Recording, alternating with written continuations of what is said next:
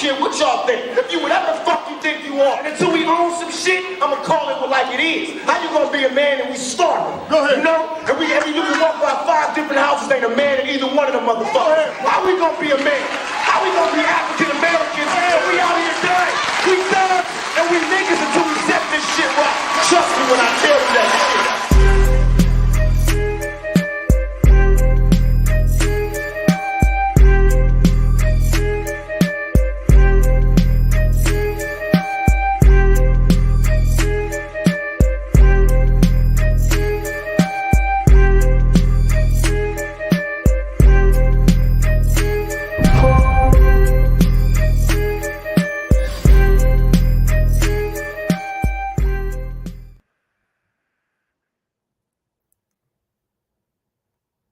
All right. Welcome back to the Black Alpha Network, certified live. We in the building. Yes, indeed. Certified salute to everybody in the chat, everybody who's tapping in tonight. I hope you're good. Hope everything's lovely. And I hope you're putting out that FBA certified energy. We got a special show.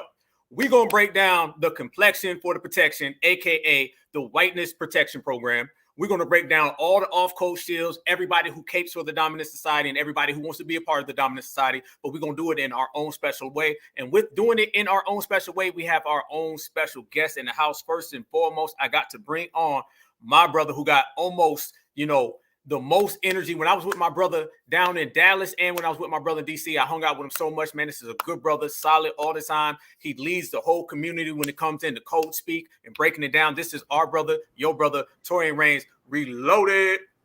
What's going on? I'm glad to be here tonight, to talk about whatever this weekend ready to talk about. Whatever you present, I already know it's going to be great, and we going to break it all the way down. And Appreciate I cannot wait. You, brother. Yes, for everybody who don't know, I ask my brothers to come on, and I don't really tell them too much. I'm like that family member who tells you to come over, but don't really say much. And then when you get here, I just throw it on you. That's how we do it, man. So it's going to be all live, all freestyle. Y'all know how we do. Now I got my other brother on here. This is one of my day ones, man. We used to do our debates last summer, which was crazy. But this is my brother right here. He's straight up the road from me right now in Atlanta. I'm in Savannah. But this is our brother, Kid Gravity Beyond. What it do, man? Tell him one time. Huh? Go ahead. Say cut the check. Yes, indeed. What's up, y'all? How y'all doing tonight? This is gonna be fun. Yes. Brother. I hope everyone had a great Juneteenth. How was yours, brother? I was streaming, and I stayed away from that because I did not want to be involved because I know how people are. This is a very sacred holiday for y'all, and I'm respecting it. Much love, brother. Hey, appreciate it. I spent yesterday chilling, you know what I'm saying? I was whooping up on Afro Elite and Torian and everybody in FBA Jeopardy last night. I think ZZ was cheating, but that's just me. That's just salute. Me. But salute to ZZ. She's a very smart sister. Salute to her. Salute to ZZ. Salute to our brother Sage. Salute to my brother Afro Elite and Torian, man. Today, family, I want to break down everything that's going on in the community. Just, basically, we people that face a whole lot of enemies. We got a whole lot of ops. We just got a whole lot of opposition. So I want to break it down and talk about everybody in the spectrum. So everybody listening tonight, I want y'all to know that we're going to go from subject to subject. It's going to be full speed. Y'all know how it is on the Black Alpha Network. Y'all know. We don't go slow. No, we're going to go full speed, man. All gas, no brakes. But at the end, we're going to literally break down everybody, expose everybody. We're going to drop a lot of race receipts, and we're going to drop a whole lot of spoilers, and we're going to do it in our own way with our own style and everything. First and foremost, though, I want to tell everybody, by the way, if y'all in the chat, where y'all at right now? I need that FBA roll call. I need to know where y'all at, where you tapping in from, where you listening from, represent your city, your town, your state. I know where my brother's right here from. Y'all know where I'm at, but I want everybody to know because that's one thing we do. We represent where we from and we bring that real good energy. Let me ask you first, Brother Torian, and then I'm going to ask you, Brother Kid Gravity. We all know in the system of supremacy, there's two different sets of rules. There's the formal, the informal, the one that's on paper, the one that's in their brains. We got the complexion for the protection and what we call over here on the Black Alpha Network, the whiteness protection program. What are some of the things that you've seen at a young age when you knew that this was a system of supremacy and things were weighted against the, shall I say, things were weighted from the dominant society against everybody who's non-W, but they're weighted especially against us. And let's make that clarification because after tonight, we're all going to see that there's levels and they always try to keep us at the bottom. What were some of the things y'all seen that let you know that it's FBA versus the world? First to you, Brother Torian. I would say probably one of the biggest ones, even though I was really, really young. I was only 3 at the time would have to be Rodney King. You know, Mm. even I was very young, so it would be very hard for me to remember. I remember seeing things on the news because it was kind of one of the things you couldn't really escape because it was everywhere. It was one of those major stories that got out there. This was viral before viral was viral. So, you know, it was pretty much everywhere. And when those cops got off for what he did, for what they did, and seeing the aftermath of it and how the people responded because of that, that's when I began to see it. And then, you know, kind of like went quiet for a little bit, but of course I was still very young at the time. The next time for me was definitely Sean Bell in 2006. Now this time I'm a little bit older. It happened in 06, so I was about 17 or either turning 17 that year. And I remember, and I'm sitting there saying to myself, wow, this dude literally was leaving his bachelor's party. He was getting married literally probably in the next few hours. Just imagine how his fiance, who was supposed to be his wife, felt knowing that this was supposed to be one of the best days of her life, you know, their lives, to spend the rest of her life with the man she planned on marrying, as well as the child they had together, I believe they had a daughter. And to get news that your fiance was brutally murdered like that just hours before y'all was supposed to get married. Like I couldn't even imagine being in the mind state that she was in. And then, you know, with the aftermath of that, of all of them being found not guilty for what they did. And that's a story that pretty much goes under. You really don't hear about Sean Bell anymore. It's like once it was over, that was it. You really didn't hear about it. You probably heard about it maybe when the 1-year anniversary rolled around, but then that was about it. And then you didn't hear about it again. And then, of course, a few years later, the next one for me, of course, was the one I think where it hit everybody was Trayvon Martin. I think that's when I think that was like the beginning of the powder keg, was like right around that moment right there. And then, of course, you know, so many more spiraled and ballooned from that on a more rapid base. But yeah, that's pretty much how it was.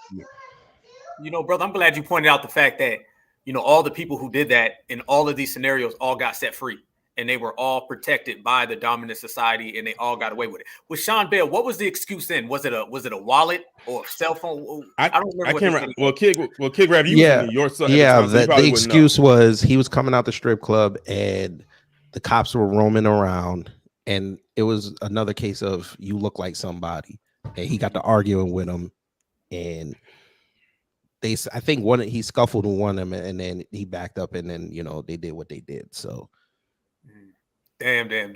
What about you? And he was drunk. So that was their excuse. Well, I've seen it all. Think about it. It's been a toy gun. It's been it's been a toy gun. It's been a wallet. It's been a cell phone. Somebody, and the guy didn't pass. I do not remember his name, so I'm not gonna say it. But they shot him over a Subway sandwich they mistaked as a gun, and I'm not lying. Yeah, I remember that. You remember that, brother? That didn't really make the news. It didn't really pick up steam, but it happened. So I mean, goddamn, Subway sandwich, really? What about you, though, brother? It's the same question. What were some of the things you first seen when you noticed the whiteness protection program? I mean, I guess my earliest memory was the summertime of '94. Now, I'm a big Knicks fan, so it was a hell of a time to be a Knicks fan in '94 because we were in the finals. But my parents unfortunately dropped me off at my grandparents' house in Delaware. So, I'm watching the game, whatever, and I'm happy. All of a sudden, they cut to OJ running from the police. All right, whatever. Now, one of my assignments for staying with my grandparents over the summer is I had to read the newspaper and do current events every day. So I'm reading in USA Today, and I'm reading one of these reporters trashing the hell out of OJ. Like, they brought up like everything, his marriages and all this. I didn't even know none of this stuff. So I didn't think too much of it, but I was like, that seems kind of weird just because y'all couldn't see the game. Mind you, this was a sports reporter, and he's going into like just trashing this man, but okay, fine. Then, like Torian said, we had Sean Bell, but we also had Amadou Diallo. We had Abner Louima, because this is all New York. But for me personally, getting stopped and frisked in front of Penn Station and just having thousands of people just looking at you like you did something wrong. But you go on these trains and white people, everybody know about LIRR. You could drink on the train. White people going crazy, and you got the conductors like stop. It's okay. throwing them off. But when it's one of us, oh nah, they got the cops waiting at the station. So yeah, you kind of wake up very fast in New York to, you know, racial stuff, even though they like to say New York is the melting pot of the country, which is bullshit, but you know. Hey, you know, I'm telling people this, it might be a melting pot, but whoever said melting pot was good for us. Because last time I checked, the melting pot is just as anti-black as the non-melting pot. So that's what I look at. It's just a whole bunch of supremacists with a whole different bunch of colors and different accents, but at the end of the day, they're all anti-black. I'm gonna tell y'all a thing with me. I can go back. Shit, which one? I'll just pick one randomly. The thing that I first noticed was in school. In school, I noticed simply that if a black kid got into any type of issue, it was, you know, gang related. It was, you know, is your mom at home? Is something wrong? Is your dad not there? It was always something bigger. What gang are you with? Who you affiliated with?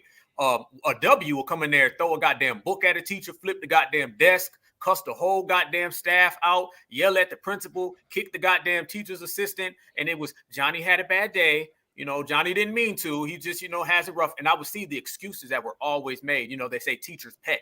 And basically, teacher's pet is, you know, everybody who's a W is a teacher's pet, and everybody who's black isn't. And then, you know, you get older and you start to see those statistics, and then you hear about the preschool to prison pipeline. So you get older and you start looking like, damn, I seen all of this at a young age. It's just now I'm old enough and, you know, wise enough to actually put it in its categories. But it all started back when we were young and just understanding that in the school system, how effed up it is. And then as we get older and we start to hear our master teachers and how they break it down and they tell us about all these things, it just put it into perspective better. So you see there's two types of systems. You got the one that's for everybody else, and then you got the one that's for us. And, you know, anytime they're in the type of jam or any type of situation that they do, we watch it consistently. Kyle Rittenhouse, you know what I'm saying? This Daniel Penny situation, which we're going to touch on. All of these situations just only hammer home the point that they protect themselves, and that's how you maintain supremacy. And if you weren't out here protecting yourself, you wouldn't. Now, let me ask this question. I asked you, Brother Kid, and then I'll swing at the Torian. As of late, because there's been a whole lot of this protection program that's been going on a lot. As of lately, some of the issues and some of the things that you've seen, what has jumped out the screen to you? Because I'm going to play some clips here in a minute, and we're going to break them all down. But before we do, what are some of the main things that you've seen within the last, I would say, year, 2 years, that are more of the news stories that show you how the dominant society maintains supremacy by protecting supremacists? Well, I guess the biggest is what they're trying to foist off on the entire world. And you know us, we don't care about none of this stuff. But what I'm going to show on the screen, you're going to like this. This here. I'm sorry, not this. The Ukraine. You know, the dominant society loves Ukraine, even though they try to say it's all Putin's fault, and everybody, we need to go support Ukraine, and whatever we need to do, go stop him. Go stop Putin. No. We all know what this is. This is why we don't support it. Remember when they said pray for Ukraine? What did we do? We're like, we gotta go to work. About my day. Exactly. We went to work. We're like, that's great. And notice 90 days later, after that war started, you didn't see no 24-hour coverage. None of this. We didn't care. But what struck me was the thing I sent to you in the back channel, which I need to show the family. Now, we got a problem with the HBCUs, correct? Like, they need funding. Tell me why the Pentagon just found money in their budget, and instead of Biden being nice, because he know he gonna need black votes, he said, all right, let me send that to the HBCUs. He went and did this. You could share that, Alpha. Yeah, I'm about to rock for you, brother. Yeah. Look how much money they found.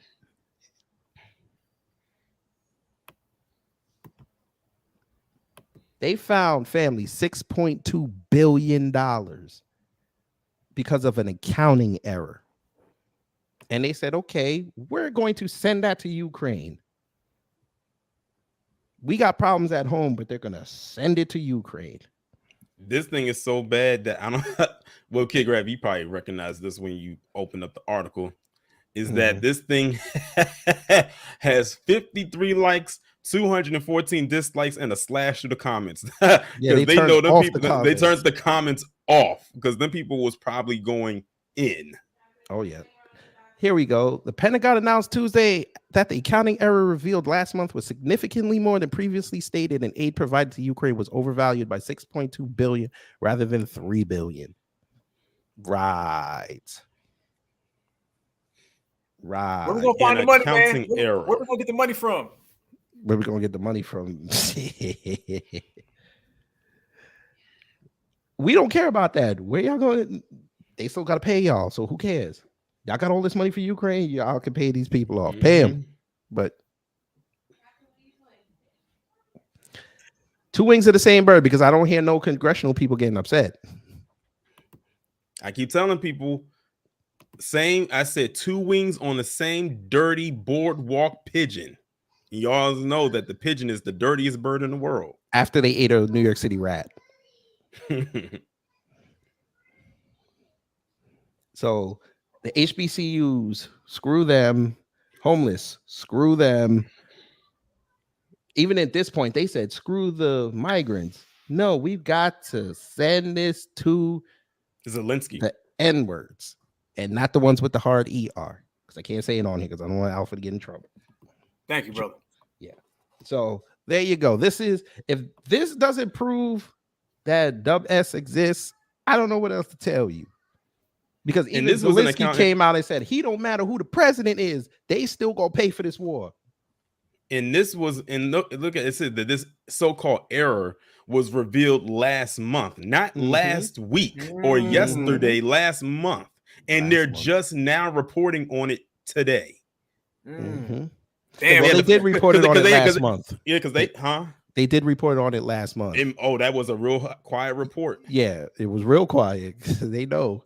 And then their reason was because new weaponry is more expensive than old weaponry. No kidding. I did not know this. New means more. I didn't know this. You pay more for something new. I did not know this. What's the totality, brother? I lost counted. We're over almost 100 billion right now in weapons, money, and aid. Now, I remember talking about that, and I was like, now, you are sitting up here telling me you need all that money for aid in a war that you're losing. Okay. Well, you're not supposed to say that, Tori. But wait a minute. Wouldn't that be considered, what is it they call it? What is it, like the ilks of, like Charlie Kirk would call it? Oh yeah, a handout. You know, the same thing that they say we need to stop asking for, the same thing that they try to say reparations is, a handout. What would you call this? And like you said, Kid Gravity, they aren't talking about it, and they won't talk about it because they're all in it together. And that's something that I forgot who it was. I want to say it was TBA has said it in one of his broadcasts a couple weeks ago when he was talking about how you have some people who claim that they're against illegal immigration, but if given the chance, they will hire those illegal immigrants to do those jobs. Again, two wings on the same bird. They all benefit somehow, some way from something that is going to be a hindrance to us. As long as it's a hindrance to us, they're fine with that. But if that starts to encroach upon them, then it's a problem. Hence why they got mad when it was about to bust those illegal immigrants to Martha's Vineyard. They was like, nope, here's a sandwich, put your ass on that bus and go back to the city. Yeah, you know what gets me too is that we spend more on the Ukraine war than we do in wars that we're actually in. For everybody who doesn't know, we're not even in that war. That has nothing to do with us. We're literally, we're getting to a total of Afghanistan, but here's the difference. We were in that war. We're not in this one. And at the same time, when they say they can't find no money, they say they ain't found $3 for reparations. But yet we sitting there talking about 800, 900 billion, just throwing it out the roof. So it shows you again, all that we don't know where the money is, all that is a cop-out. And it shows you as well that the HBCUs, what we said earlier, kid, I guess that means HBC Ukraine. Yes, sir. HBC Ukraine. Because the damn sure don't mean university. Unless right now, do you understand, family, that in 2 to 3 years, there's going to be a Ukrainian refugee that's going to get a Howard University degree? Oh, good point. Good point. Good point. They will become a person of color. I hope y'all know that. I forgot who it was. I don't think it was Ukraine. It was another group. The East Lac Indians. Were they from Pakistan? What were they from? The Was it one, Yeah, no, Afghan Pakistan. refugees? Yeah, the one that Pakistan. Pakistan. This was before the war popped off. The one when they had let them over here. I think it was Hampton University had let them stay there for like free, and they gave them like some like when they came over as refugees, they allowed them to get like No, that was Ukrainians. okay, they Yeah, let that them was- get like free room and board and like because they were doing it during the summer, so it was cheaper. yeah, I remember. Yeah, I remember that. I put Hampton on blast for that one. Mm-hmm. But remember, giving $1.2 million to black people who are owed that for reparations is just too much money. Oh yeah, That's it's gonna much break money. the budget. Yeah, they like California got this giant budget. Well, where do you think this money is coming from that they're sending all the way to Ukraine, which seems to be every month? Where's that coming from? Oh yeah, your budget, your tax-paying dollars. Let me ask you a question. How much do you think the U.S. spends on social services a year? I'm guessing less than $800 billion. It would actually be more. $1 trillion? Yeah. Social Security's at 1.22 trillion right now. But they ain't got it, right? They ain't got it. Okay. California complained that it's going to be $800 billion to pay off the Californians, the black ones. You could get that from the federal government. And that's a drop in the bucket for them. Thank you. $800 billion. That was the bailout in 08. Yeah, all these excuses. And you would never hear the word reparations again coming out of California. What's the problem? For now. Well, we know the white people go on a jihad and talk about why did they get that money? Can I be black? Now they're going to acknowledge they're black slave descendants all of a sudden, so they can get that money. Yeah, exactly. Yeah. They be, but it's like, hold on, no, because there's some other stipulations than you just saying, oh, I found out that my great 10 times over was a descendant of slavery. There's some more stipulation in there than just that. If you think that's going to be the only qualifier, that's one of them. That's the major one. But there's some other ones. Let's see what you put on them job applications under race for the last 10 years. Exactly, because 10 years ago, reparations wasn't a topic of discussion. So boom, we're going to get you with that one. And don't say we can't find it because we'll pull it up. They can pull those records up. Even if you got fired from that job or if that job doesn't exist no more, we'll pull it up. We'll be like old girl who said, I found out. Or we can pull up them birth certificates because I'm sure it's going to be on there too. And that goes even further back. So try it if you want to. We covering up all the loopholes that you think you got. Well, that's the race that kisses dogs in the mouth. So you know. Oh God. They ain't got no shame. Oh, you went there. Oh God damn. I don't care. I've embraced villainy. I don't care. I don't care. I really don't at this point. And why should you? They've already proven that you cannot be the hero. It's especially if they're being labeled the hero. I said literally, if they're the hero, then if I can compare them to anybody, I would compare them to the 7 at Vault Industries from The Boys. If you want to talk about quote unquote heroes, and those of y'all who watch The Boys know exactly what I'm talking about. Yeah. Y'all see how I go tonight, boy. We on one tonight. Let's go. All right, listen, fam. This is going to tie into what my brothers was just saying right here. And we spoke about this. So we're speaking about the Ukrainians taking money from HBCUs and it being handed away. And by the way, weren't the Democratic shields like praising Joe Biden about HBCU funding and all that? They were just loving him about all that, right? I guess that was nonsense. There's something out there called the Ron Brown Scholarship, okay? And anybody who's familiar with the Ron Brown Scholarship knows that is supposed to be for foundational Black Americans, all right? As a matter of fact, for those who are not familiar with it, I'm going to break it down and I'm going to show everybody what this is supposed to be about. Okay, this Ron Brown Scholarship, this is what it's supposed to be, okay? First off, this is what they say it is. Now, when you start looking at that, I don't know, I see some funny hairlines in that picture, but we're going to move on. All right, we're going to move on. Check this out. All right. The Ron Brown Scholarship Program is committed to improving the lives of intellectually gifted, community and public service-minded African Americans by accelerating their progress into impactful leadership roles and opportunities. This is a scholarship right here. This is what it's supposed to be. All right. 584 number of scholars, 99% graduation rate, 200 plus universities attended, GPS navigators 4,301, Ron Brown captains 2,871. That is what it is supposed to be. Now, family, something disturbing came out. Something real disturbing came out. And I'm gonna show y'all who was actually awarded these scholarships.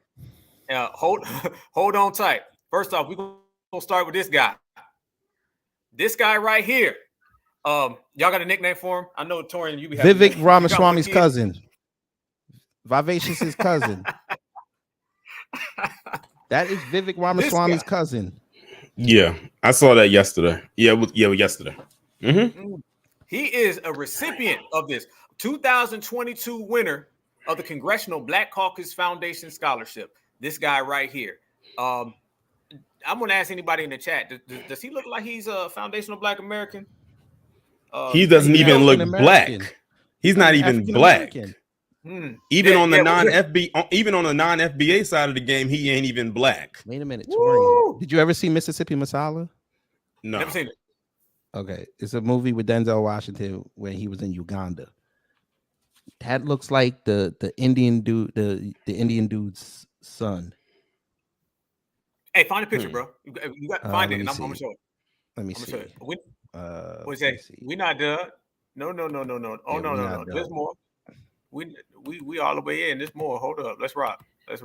Let's show some more of these recipients of this Ron Brown Scholarship Fund. And I think I know who Ron Brown is. Because I think they did a movie about him a few years ago. I think I know who that is. All right, Alpha. When you get a chance, you can share it later. All right. It's one of the Golden Warlords. Oh my God. That's Simon Phoenix's son. Oh no, you didn't, Simon Phoenix, bro. Hell no. I'm in Phoenix. It says right the Jackie Robinson Scholarship Winner 2020. So this is a different award, but all in the same year. But all in the same year. That is Tevin Cisco, and his name is Juma Say. I'm guessing that's how you pronounce his last name. Is Say? Yes. Okay. A proud winner, boy. He looked like he about to send all types of shit back home to his village. This is another guy who's the recipient of award. Now, mind you, Jackie Robinson, the foundational Black American. So they use foundational Black American terminology, foundational Black American legends, heroes, so on and so forth, to empower other people. While in the meantime, they ain't got nothing for us. But that's all good. We're not done yet. That's him. That's Mr. Fufu number 1. All right. Let's move on to Mr. Fufu number 2 up in here.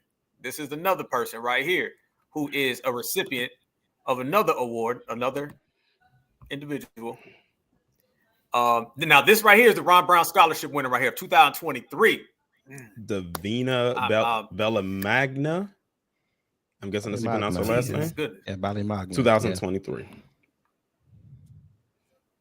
They're not even trying to even like fool us with it. They just coming straight out. They're not even trying to make up a damn non-FBA. They just really at this point, they really just trolling people. It goes into the trope of them saying people right now.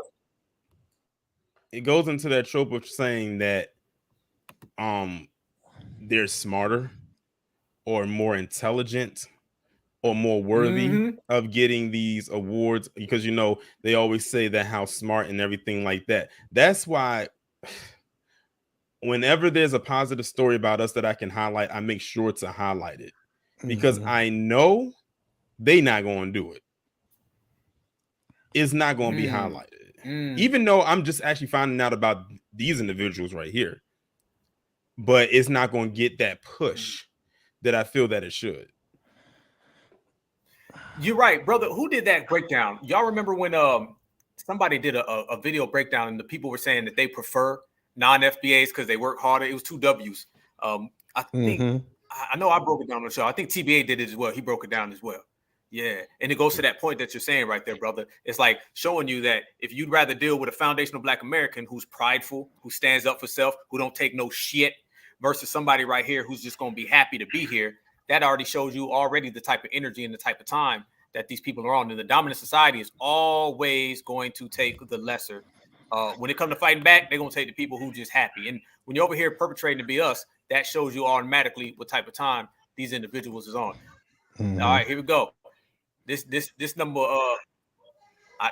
this guy right here. Lord have mercy. Isaac Abbey. The Ron Brown. Now he's the Ron Brown Scholarship winner of this year. Where he from? Oh man. Wait, is that? Wait, that's this year? I don't know, bro. It says 2023. That's this year. That was just posted He from 2 days ago. Black Alpha. He from down here. Okay, so salute to him if he is. His lineage now. I'm not. No, I'm saying he live in Fayetteville. Okay. All right, deal. What I mean, Shout out to Fayetteville. I don't know the lineage though, bro. That hairline is doing the moonwalk. That hairline doing the moonwalk, bro. It's doing the electric slide in the wrong direction, brother. I can't call it. But hey, what they say? Yeah. They say there's more. Let's go.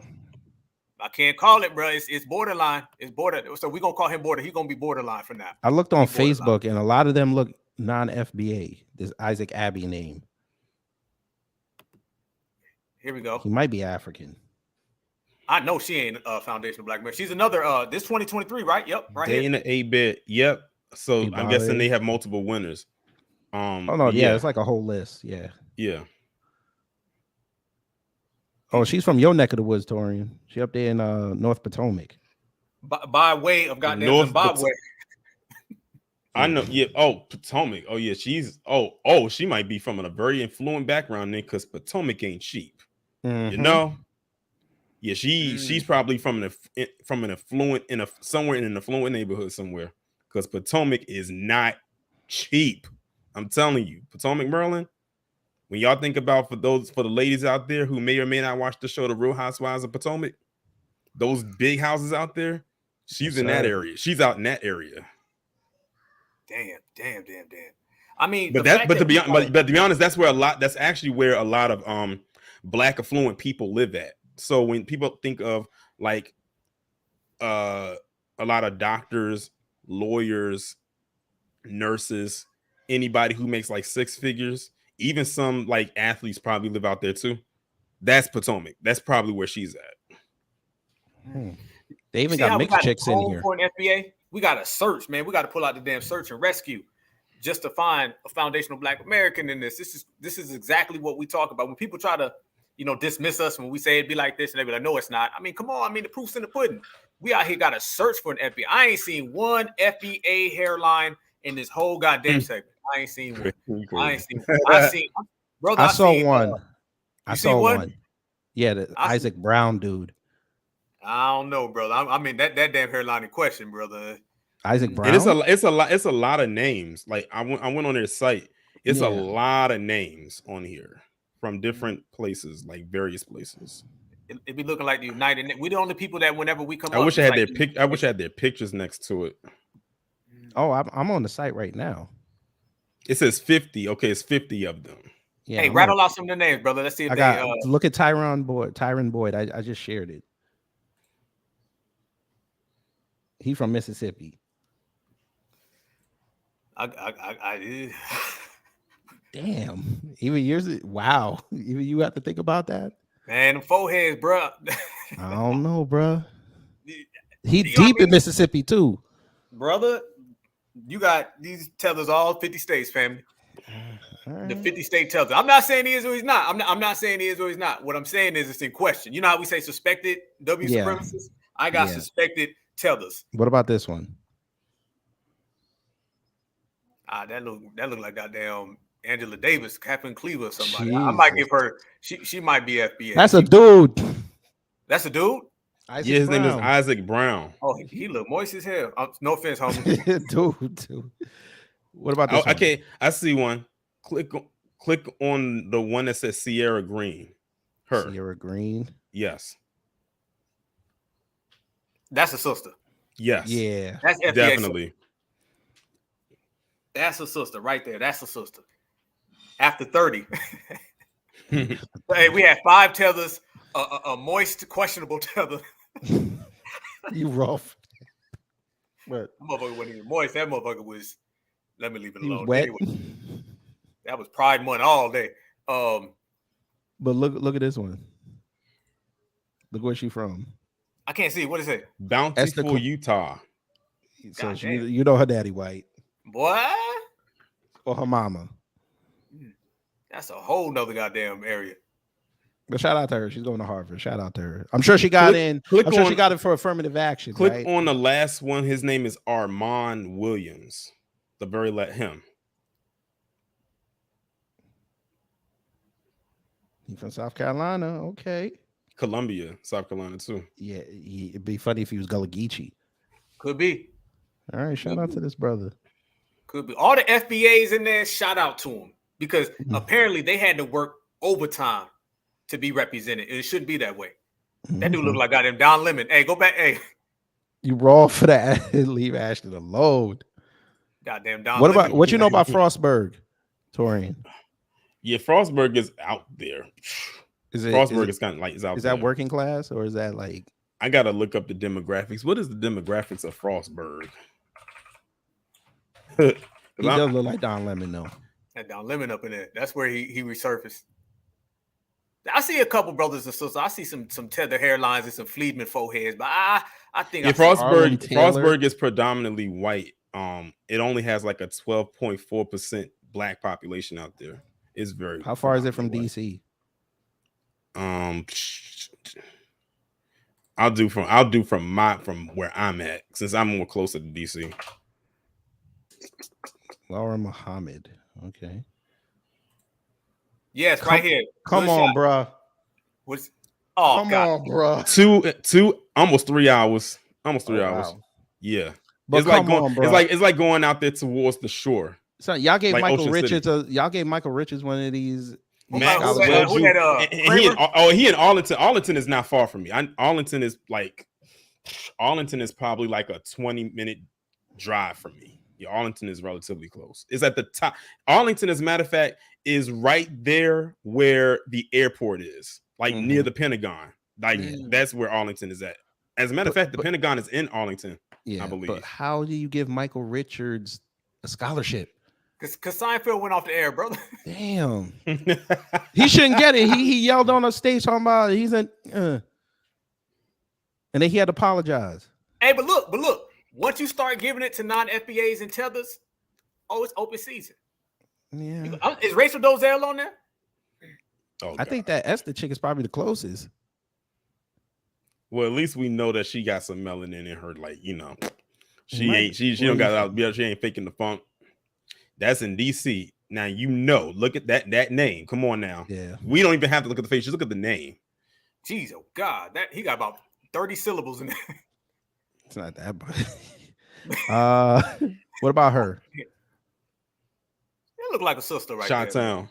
there. Yeah, that's sister. Shout out to Chicago, man. That look like a sister right there. Hey, what my family say right here? Check for the eyes, the hairline, and the grills. Yes, indeed. Jesus. Isis Ginyard. LA.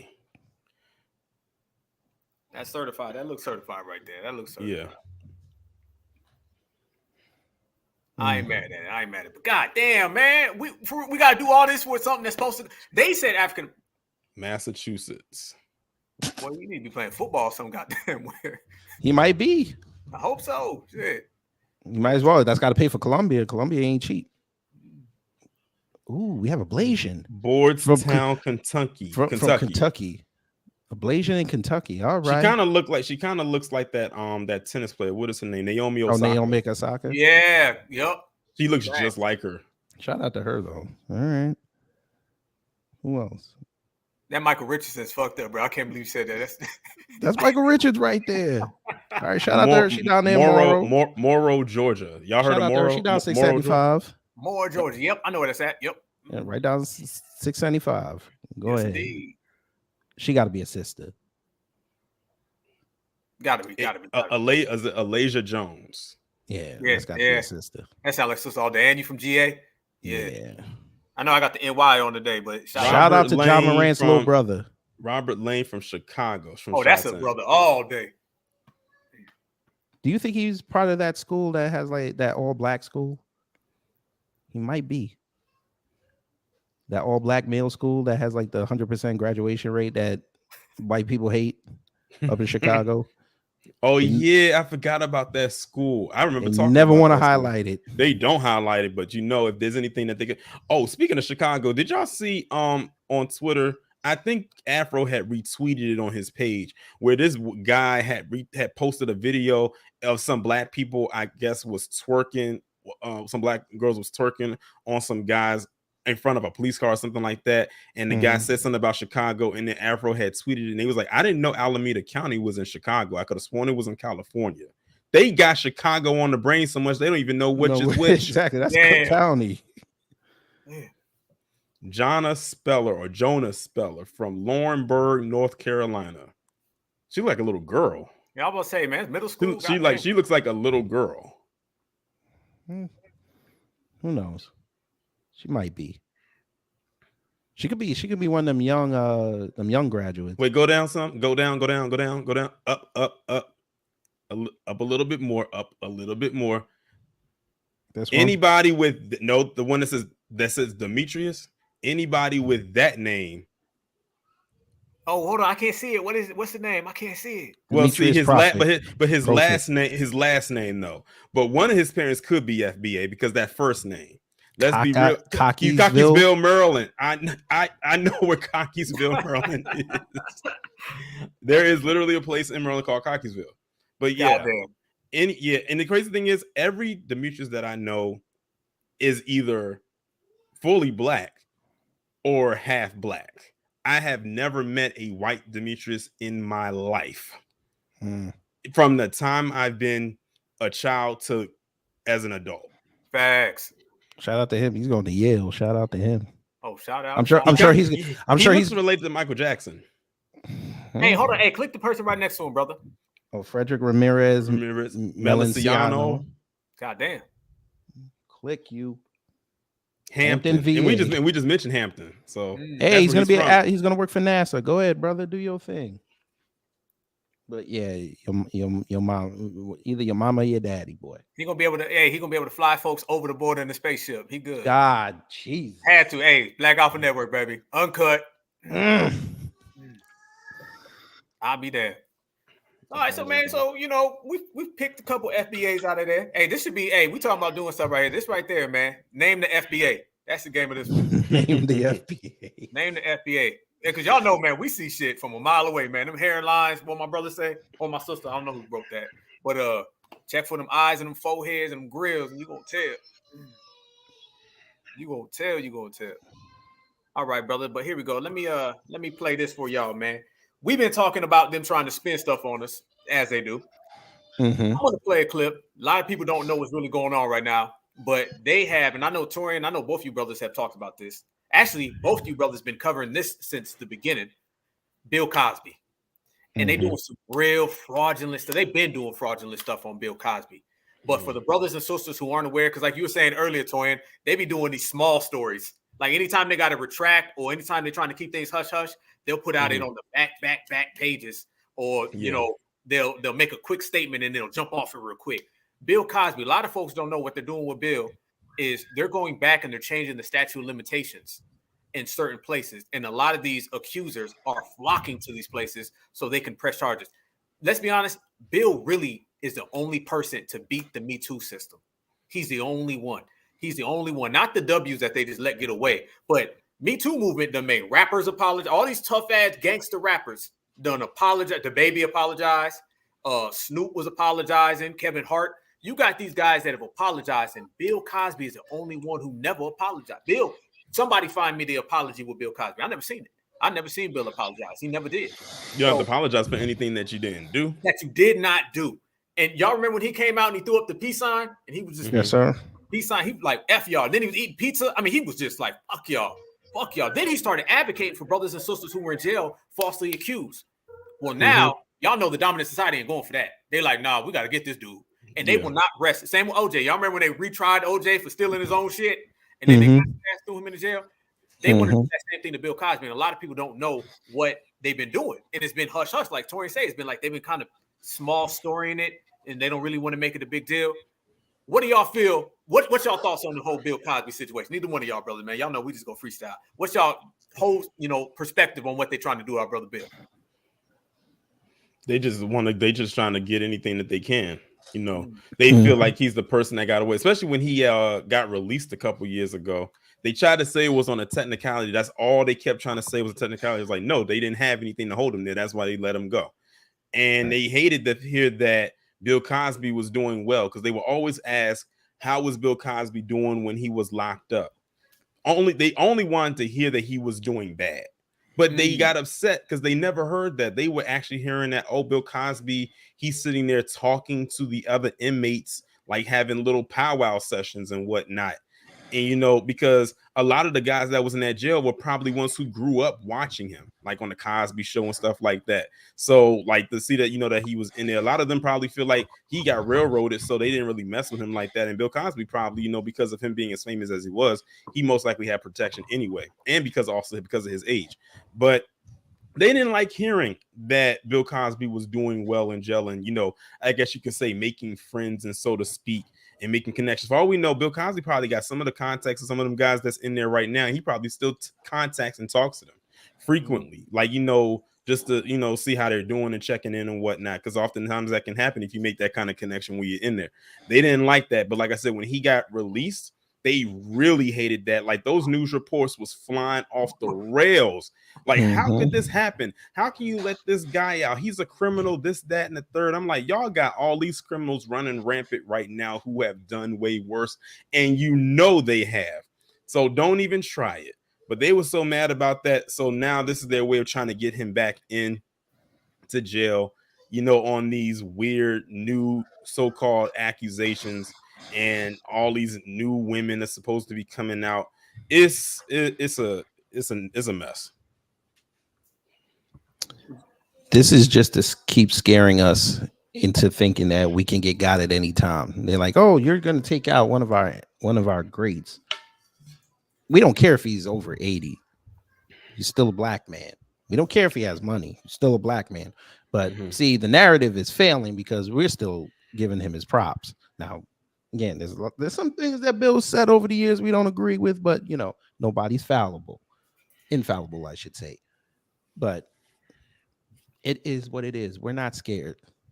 You've done this to Bill. You did this to R. Kelly. You've done it to Wesley Snipes. Cuba Gooding Jr. Cuba. You're doing it to Jonathan Majors now. He just went to court today. It is what it is. We got to go to work. We got families to take care of. I'm gonna play a clip real quick. I'm gonna play a clip of Bill Cosby and the way they speak about Bill, and then I'm gonna play a clip of another W that just got accused, and they got far more evidence on this guy. And I want everybody to notice the way they speak about it and the way they try to persuade you into thought when it comes to Bill of a negative aspect, and then the way they speak of the W, it's positivity. And then y'all know when it comes to us, we're the only people where they'll agree with our accusers and they'll actually go after the accusers. Y'all know with Michael Jackson, what's that dude who came out and said he supported Michael Jackson? The old actor from the 80s. Feldman. Corey Feldman. Y'all remember when what's the old lady from The View that was getting mad at him for bringing up all that stuff that was going on? Joy Behar. No, not her. The old lady from The View. Barbara Walters. Barbara Walters. Y'all remember when Barbara Walters was sitting there damn near cussing him out because he was bringing up some of the stuff that goes on. And now look at Barbara Walters now. Oh, that's right. You can't. Oh yeah, she deleted herself. If we go in there tonight, and I know some stories about Barbara Walters. Oh yes, we do. I know some stories about a good old Barb. I heard some things. I heard Barbara used to get down back in the day. Oh yeah, she used to get down with others. She wasn't always this classy person that she tried to present herself to be. You know, I mean, if you Kid Gravity sound like me, you probably watched the same thing. But Barbara Walters used to. We got 2020 on Barbara. Hey, what's done in the dark comes to light. Literally. She bragged on it. Dude. That's the best part of the whole thing. She bragged on it. Yeah. So it didn't matter. Yeah, Barbara Walters. Yeah, she used to be she used to go to Pound Town with the Brown. Oh yeah, she made it. She let Richard Pryor smash. She even messed around with some other woman's husband who was a black man. Like pretty much the guy literally left his wife to be with her. But she didn't want to be with him like that. So he shot himself in the foot quite literally. But if you go and look at the story up, it's wild. She was out there getting busted. Go ahead, Kid Gravity. Yeah. Let everybody know this fair use for me, brother. Fair use. Make sure you put it on the copyright 1.25 so you don't get hit in the the gear at the settings on the bottom. Make sure you put on 1.25. Oh, where that Yeah, at? right there where you see CC, and then you see the gear next to it. Yeah, click that. Go to playback speed and put on 1.25. My guy. No, yeah, 1.25. Yep. That way they don't hit you for this. I would 'cause highly we know how. now when it comes to Ben Shapiro, I don't know how he's. Oh no. That's Ezra Miller in the Speed Force. Man, Oh no. Check this out, family. Here we go. Watch the way they talk about our brother. Case involving Bill Cosby, because there are now 9 women suing him in the state of Nevada. They're accusing him of sexual assault. Cosby has denied any wrongdoing in the allegations against him. His spokesperson says the women suing are being motivated by media attention and greed. What can you tell us about this, and also the Nevada law that's essentially allowing them to come forward? So this Bill Cosby case has really been a seminal case for a number of different things, and one of those is challenging the idea about statutes of limitations in sexual assault cases. Traditionally, the only crime, not civil case, but the only crime that has no statute of limitations is murder. And the idea being that if you kill someone, you should look over your shoulder for the rest of your days, because the wicked man fleeth when none pursue, I think is the saying. Wow. So you have to always wonder as a murderer if you're going to be charged. But in the last decade or so, the trend has been to expand that, not just in sexual assault criminal cases, but sexual assault civil cases. And most recently in New York, they did exactly that. And I have some of these cases, these Child Victims Act cases. And here's the challenge. Yes, it is a good idea to open up these windows, but once you file your lawsuit, you have a new fresh challenge, which is finding evidence, finding witnesses. It's the reason statute of limitations exist, is that evidence fades, witnesses die, the information disappears. And at some point, it becomes really, really difficult to bring these cases, even if you're allowed to bring them. Wicked man fleeth if none pursue. That's the quote. Yeah, I can't tell you where it's from. It could have been from. It could have been from anything. I don't know. All right, you always learn something when you're here. Certainly do. Thanks. Now, y'all know, boy, I was just about to say that, brother. Man, wicked man fleeth if none pursue. You notice how they ever said that? Would they say that about Daniel Penny? No. Would they say that about Kyle They said Rittenhouse? he was a hero. Yes. Yes. Meanwhile, he just got indicted. I'm not throwing a parade.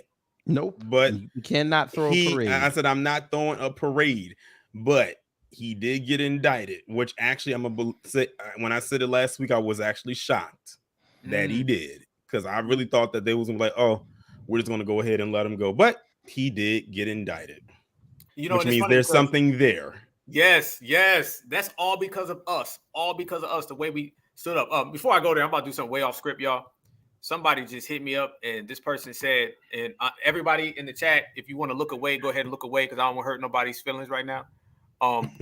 This person right here just, DM me and told me that Juneteenth was ghetto. You know what I'm saying? Yeah. So I want the family, boy. Lord have mercy, don't show that. I got to put on my I'm just saying, this is what I heard on the streets. This person said, No. I hate to do that to all my people, man, but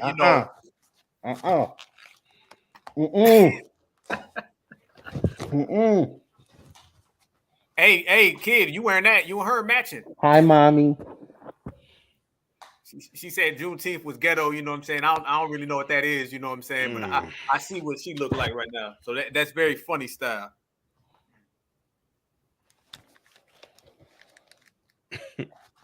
That's a boy. Yeah. Woo. Goodness gracious. So I had to let the family know this person been. Alpha, you was wrong for that. It's too late at night. It's too late at night to be playing that. Man, oh man. She looked like a cracked out ruby. Come on now. That's the endangered swirler right there, y'all. Shh. Her wake up call is coming, brother. She out there explaining her tweet now on her podcast, and she put up the YouTube video. I thought she got suspended. Listen, she didn't get suspended. She got a strike and couldn't upload for a week, like I thought. Because I'm like, when she says she got suspended, I went on the YouTube and typed her name in, and her channel was still. I'm like, this heifer didn't get suspended, because if she did, her page wouldn't come up. She got what she got was a strike, and she couldn't upload for a week. That's what that was. She made a whole big deal about her getting so cautious. And what I thought was funny though was didn't the strike come when she was like in the middle of a live stream or something like that? It came in the middle of a live, like some kind of impromptu live stream that she did, and all of a sudden it just froze. Because that's what'll happen if you get a strike on your channel in the middle of a live stream. Your live stream will just freeze. It'll just freeze. So Yeah, that's what ended up happening. She ain't getting no suspended. She just got a strike, and she got to. She probably tried to appeal it. It didn't go through. Clearly, it didn't because he wasn't uploaded for a week. I see you looking at the chat, kid. Before you go there, salute to our sister Star. She called her Clan Dis Owens. Yeah, Clan Dis Owens. The messy mammy herself, the coonstress, as I call her. She's so.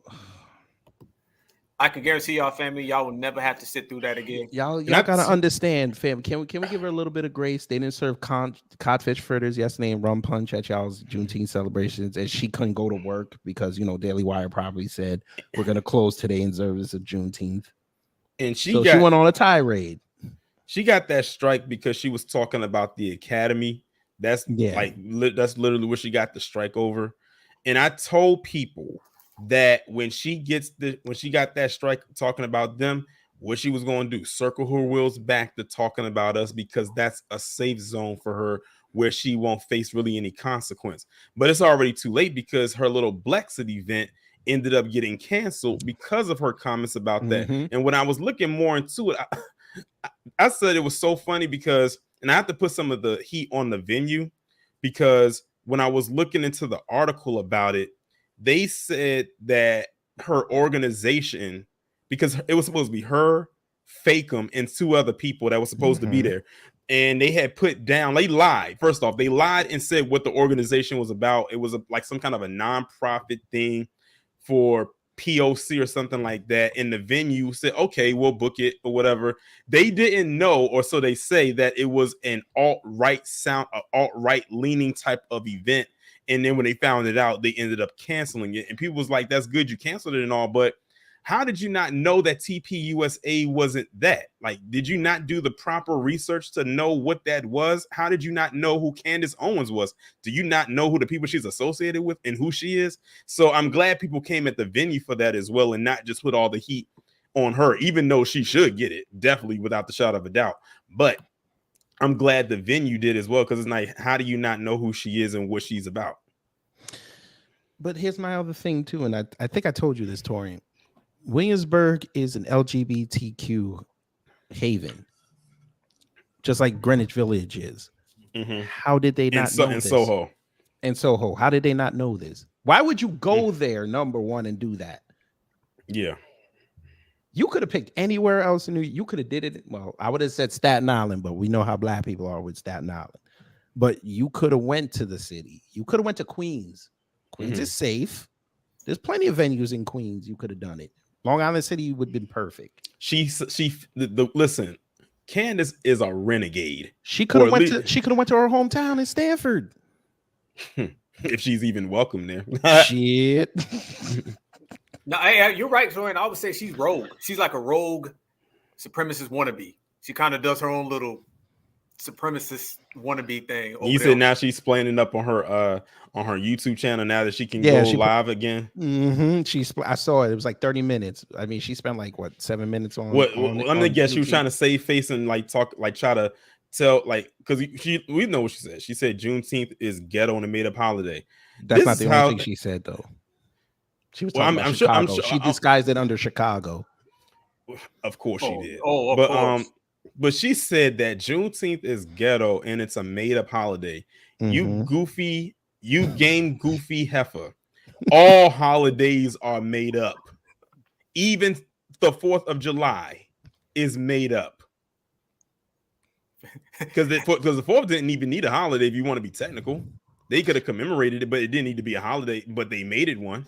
So what are you talking about? You got Charlie. Then you got Charlie Kirk. Then you got Charlie Kirk. My God, talking about we talked about that on the stream last night, and I know Kid Gravity had talked about it. Off, man. Torian was going off. Man, listen. That is like. Listen. I said that man looks like. When I said he looks like he smells like he bathed in Miracle Whip, I'm gonna add on to that. That man looks like, not only does he bathe in Miracle Whip, but he looks like he lays down in hog head cheese. Hell no. And hog head cheese is as nasty as it sounds. Yes, sir. And that's looks, Charlie Cook for you, bro. It's Charlie Cook. Charlie Cook. Charlie Cook. Yeah. I still say that's why she really left. It wasn't because her board told her to step down and the supporters of TPUSA, Toilet Paper USA said, you got to go. He wanted to smash and she said no. So to save face, she left. That's what I think. Yeah, she wants to. She said she has a count at home. Right. She says, I'm not messing with you. Exactly. I got a millionaire in the house, but you know. Y'all tell me now. Y'all, yes, sir. Y'all remember this, brother?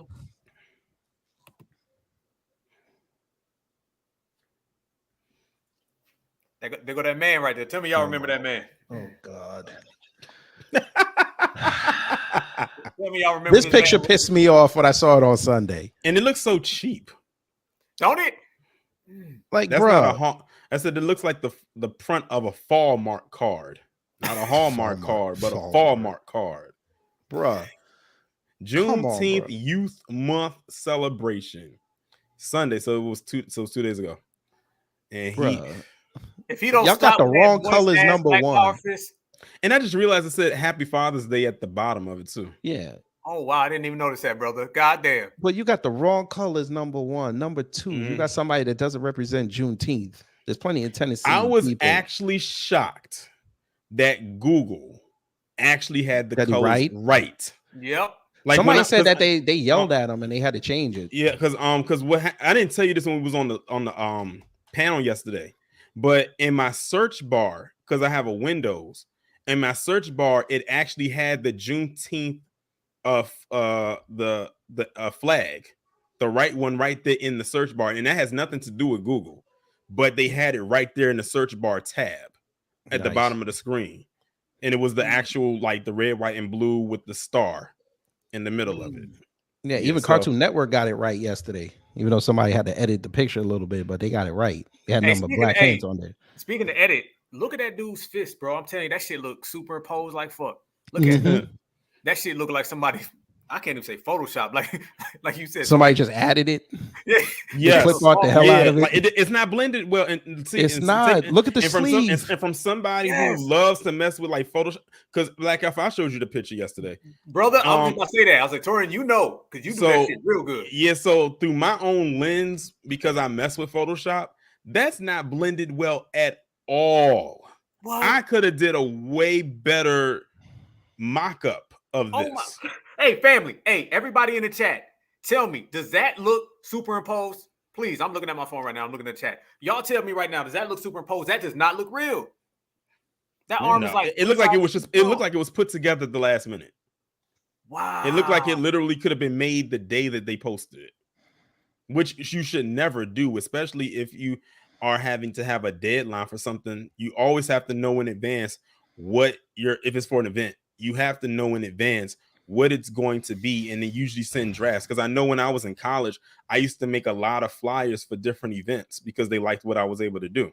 And I always told them, you have to let me know in advance what it is that you want done, because it's not like you're the only person that has something to do, and dates are different. So you have to let me know, because if you tell me that you want me to make this so-called flyer for you and this event is in 2 days, guess what?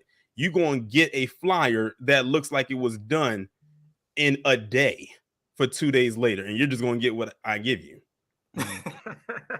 You will get a rush job. I'm sorry. Like, I always told them that, and they was always, respectful and said, okay, I'll let you know at least a week in advance. That's fine, because then that means that gives me enough time to really think of what I'm going to do. And then if I have to send you like a rough draft, that way if there's any changes that need to be made, there's enough time. So you can get something out there before said event. As a matter of fact, not even a week, 2 weeks. You need to let me know at least 2 weeks. That way you can have the flyer up and have it be promoted for like at least the whole week.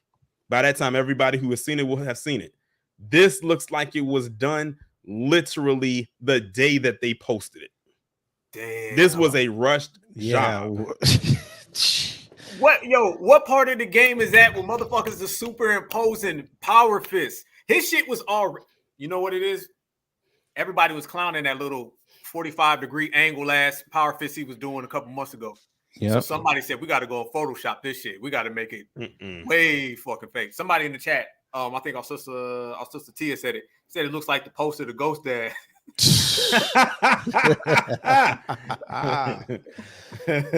Shout out to Ghost Dad. Old school. But look at that thing I put in the private chat. Let me check that out. Let me get that off, This man. guy right here, blood, man. He gonna be on TV next year. Truth reign. Oh. Is Oh, that who you got to see talking that about? video? Yeah, look at that video. Hey, can you swing that up, kid? I can. Okay, yeah, pull that up. Yeah, let me. Hold on. And then we push present, and then we go to this. There you go. And we blow it up. So you just got to share it now. My man said Ghost Dad. Let's play it. Technique, which Somebody she said, told let me me get that Candace Owens real fast. about, and I'm going to insert a clip. My symptoms will last for about 2 weeks, if not more. But you're not gonna have like that. What is she getting done? She's getting a silk press done by a chick with natural hair. I can already tell that this is going to be a disaster. Mm-hmm. Extracts all the moisture from your hair and seals it in so that your silk press can last for 2 weeks. And I love it. Yay, my hair. I'm back to me, back to life, and it's all my own. So I love that. But yeah, I'm gonna link her in my bio. Happy summer. No one's to using all that the link. natural hair ladies in New York City. I love. No one's using that link. I love this freedom. No ass. I'll be damned. And no one's using that link. Ain't nobody checking for that woman. Come on, bro. You got a silk press from a woman with natural hair. Come on, bro. They What can't part of even the hide it game? well. And the thing is, I've seen videos where women have done that type of style for women with, you know, that hair texture, because usually it's basically mainly black women that get that style that I've seen. And the way that she was doing in that video is not how it's supposed to be done. Like, not, you know, with the, I thought it was supposed to be using the flat iron.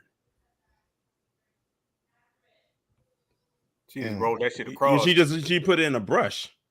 Bruh. Because it almost looks like she just got her hair blow dried out. Yeah. Oh, Torian, our friend is also talking right now. Who is that? Barrington. We got a lot of friends. Oh, You said Barrington, Martin, a person that's down there with y'all. Yeah.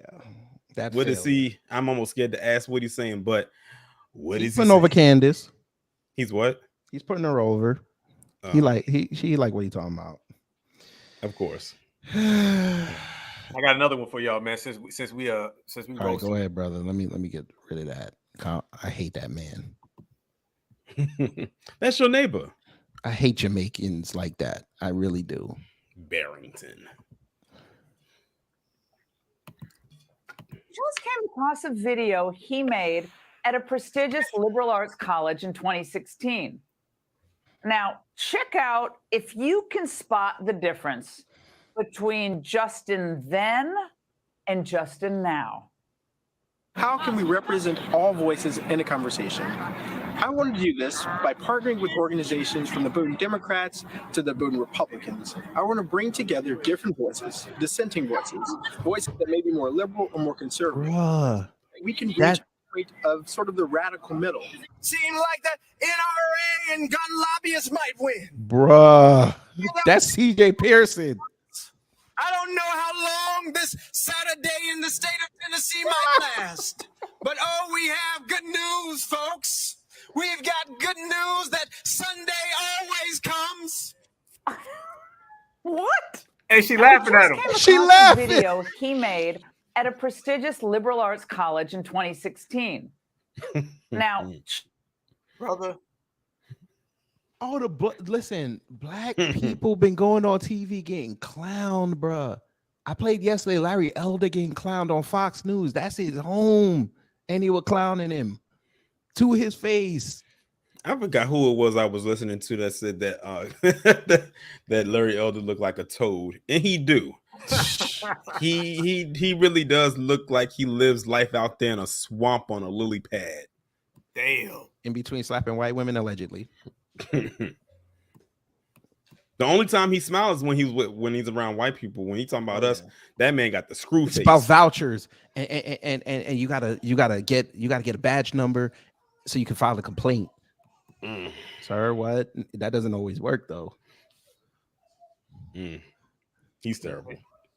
Listen, he's angling for a job. He wants to be attorney general, so he's gonna go on that debate stage and perform, and hopefully Trump will lose again. And lose again, and Trump will be like, "Hey, you know what? This is gonna be my attorney general if I win." Why? That means he's gonna have to be living closer to me. If he become president, he go bad. Sad day. I got more clown shit. Hey, Vivek, go to Anacostia. That's how I felt about David Clark. Thank God we don't hear about him no more. Yeah, because he got his white woman and he rode off in the sunset. Hey, Vivek, go to Anacostia or Capitol Heights. What's the name of this mayor kid? What's Cruz or something like that. I forget his name. Mayor I know it's like Jacob Fry. Jacob Fry, right? Jacob Fry. Cruz is the one over in Milwaukee. This is what they doing right there. They were doing on Juneteenth yesterday when they was inviting Zaddy to the barbecue. Cookout. Hold on, y'all ain't gonna get me on no goddamn strike.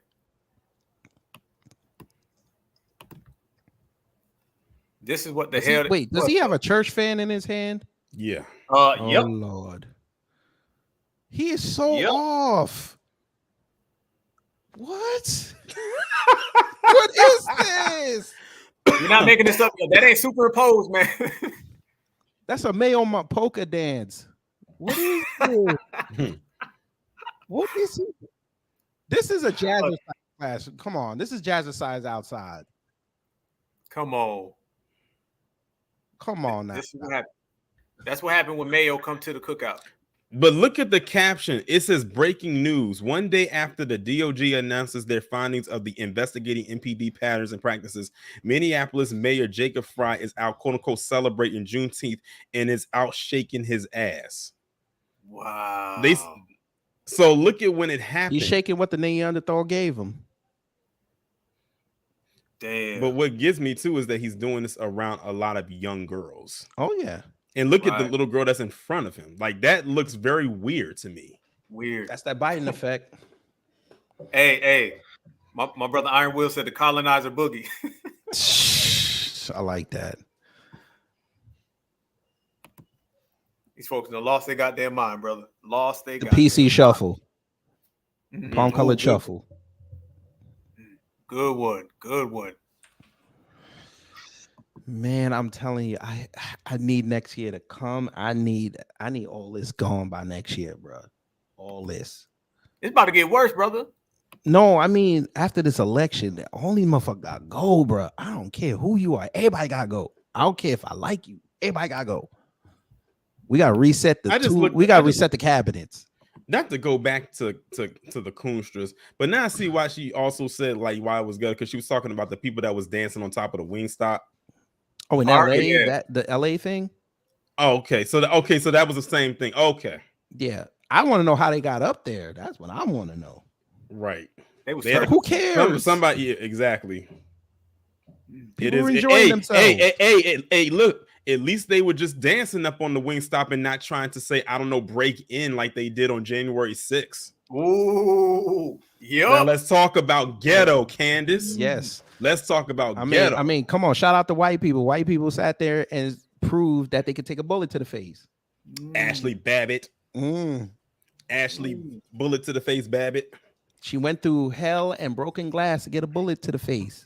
By a black now man Netflix, too. play that. Make that movie, the Ashley Babbitt story, bullet to the face. Hey, this right here, this was that January 6th right there on your screen right there, bro. What the hell? No, like that was a legit reaction because I wasn't expecting to see that. What is that? What in the hills have eyes? Wrong turn is this? Is that a dude on the bottom right? Oh, brother, I don't even know. I can't call it. That's a dude. No, that's a dude. That's that MAGA right there, boy. And these are real pictures. Real. Make America grunge again. Lord have that's inbred right there. This is straight out of West Virginia. That's what that's Owsley County, Kentucky. Someone Look said at my Beavis. man's It do neck. look like Beavis. It do look like Beavis. The top right. It do look like Beavis and Beavis. Oh, it do look like Beavis. Look at my man's neck. And that's Butthead in the bottom left. They literally found both of them. Beavis, they got both of them. The hills have hillbillies. No, hey, right there. Salute to the chat. The hills have kids. The hills have kids. Look at this. Y'all funny as hell, the chat. What is up with my man's neck? Yeah, that thing is elongated. My goodness. Now tell me the truth, Alpha. Were they caught having relations with animals? Probably. Haven't you noticed that a lot of them are getting caught now, doing animals that they like don't send me to jail? Man, brother. I wouldn't put it past him. I know that goddamn much. No, I saw a video the other day. They probably had to cut a hole in the roof to get that man's head inside of that car. Facts. When they arrested him. Oh my God. They had to pull the window down and the window had the bar on it. That motherfucker got 3 mullets on one head. What the fuck? Maybe they out of Owsley County. That's why I said they might be. Damn, jeez. Candace Owens ain't saying nothing about them though. Oh no. Of course not. Why would she? Remember, I showed y'all she got cussed out by some white woman on a bender in the airport. Even the white woman on a bender in the airport knew she was better than Candace Owens. Oh yeah, I saw that. And she got away with punching a cop. And Candace was like, "You need to calm down." She's like, "Are you a black woman?" This woman literally dropped everything that she was doing to go and record this woman. Right, left her kids, left the nanny to say, "You need to calm down." She's like, "Are you a black woman? Are you a black person?" It probably hurt her soul to hear her say that. It was a Trump thing all over again. But the other thing that was nice with Candace was the fact when that white interior designer said, "I'm not decorating your house." He's like, "I'm not. I don't care how much money you throw my way. I'm not decorating your house." I'd rather get paddled on my ass. Her subscribers was trying to tell her that it was racism and stuff like that. But like I said, she put herself into a box, so she can't claim it because she out here saying that white supremacy isn't real. So yeah. Now I want to know: did she get the interior designer? Did she ever do it? I don't know, and I don't care. Me neither. Right. Candace over there, goddamn, she getting that shit pressed right now. She crying in her conch stew right now. She probably has the same hairdresser as Condoleezza Rice. Oh man. Oh, she's not on code, right? Who, Condi? Yeah. Good old Condi? Yeah. I don't know. I can't remember the last time we've seen her in the public eye. hey, she looking at you. Why do you do this? She said, "Why the hell are you talking about me, Gravity?" Oh my God, no, man, no. I got to put on the Pan-African cover. No, I want to see that. Hey, she thought that was a flex too. She thought that shit was a flex. I don't know why she took that picture, bro. Man, she thought that. Why would you take that picture on the internet? What the hell wrong with her? Oh my God, ma'am. At least put on some lipstick or some lip gloss. Jesus. Or wear a mask. Put some coconut oil on your face. I remember the time when she was at that hearing and people and them black women were going in on her ends. They was like, who is your hairdresser and why do your ends look like that? They're dead. Like, why don't you go and get those clipped? And go get go get a washing set or something. And apparently she must have took their advice because she ain't really been trying to look like that ever since. But you know it's bad when white women say you the worst white woman I ever seen. Bad news. But you want to talk about Hunter? Oh, brother, it's funny that you bring that up because we're gonna talk about Mr. Joe Biden's boy, the ski sloper. Oh, here we go. I remember one time I had told people about that, and they was like, "Why do you call Hunter Biden a ski sloper?" And I had to demonstrate why that was. They could not. They bust out laughing. And when I was saying like listen to what they were saying right here, I'm saying, "Are you sure that's all you could get them on? What about all them?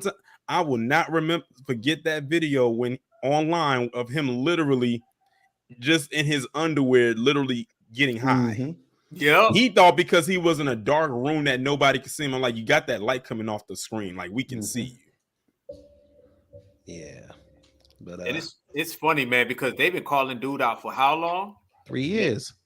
Mm-hmm. And they said Hunter all that Biden was fake, and now they're admitting that everything was true.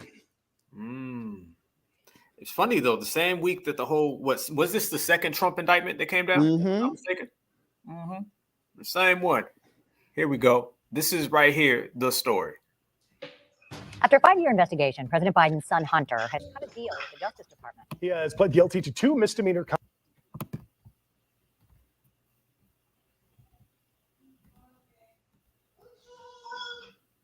Pled guilty to 2 misdemeanor counts of failing to pay federal.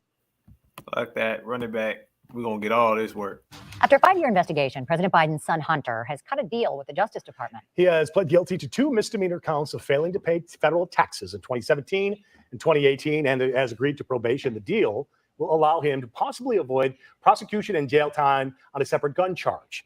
Federal prosecutors say that the younger Biden lied about using drugs on a gun permit application, violating federal law. The agreement still has to be approved by a federal judge, and Hunter Biden will be arraigned in federal court in Delaware in the coming days. The president and the first lady have responded saying only that they, quote, love their son and they support him.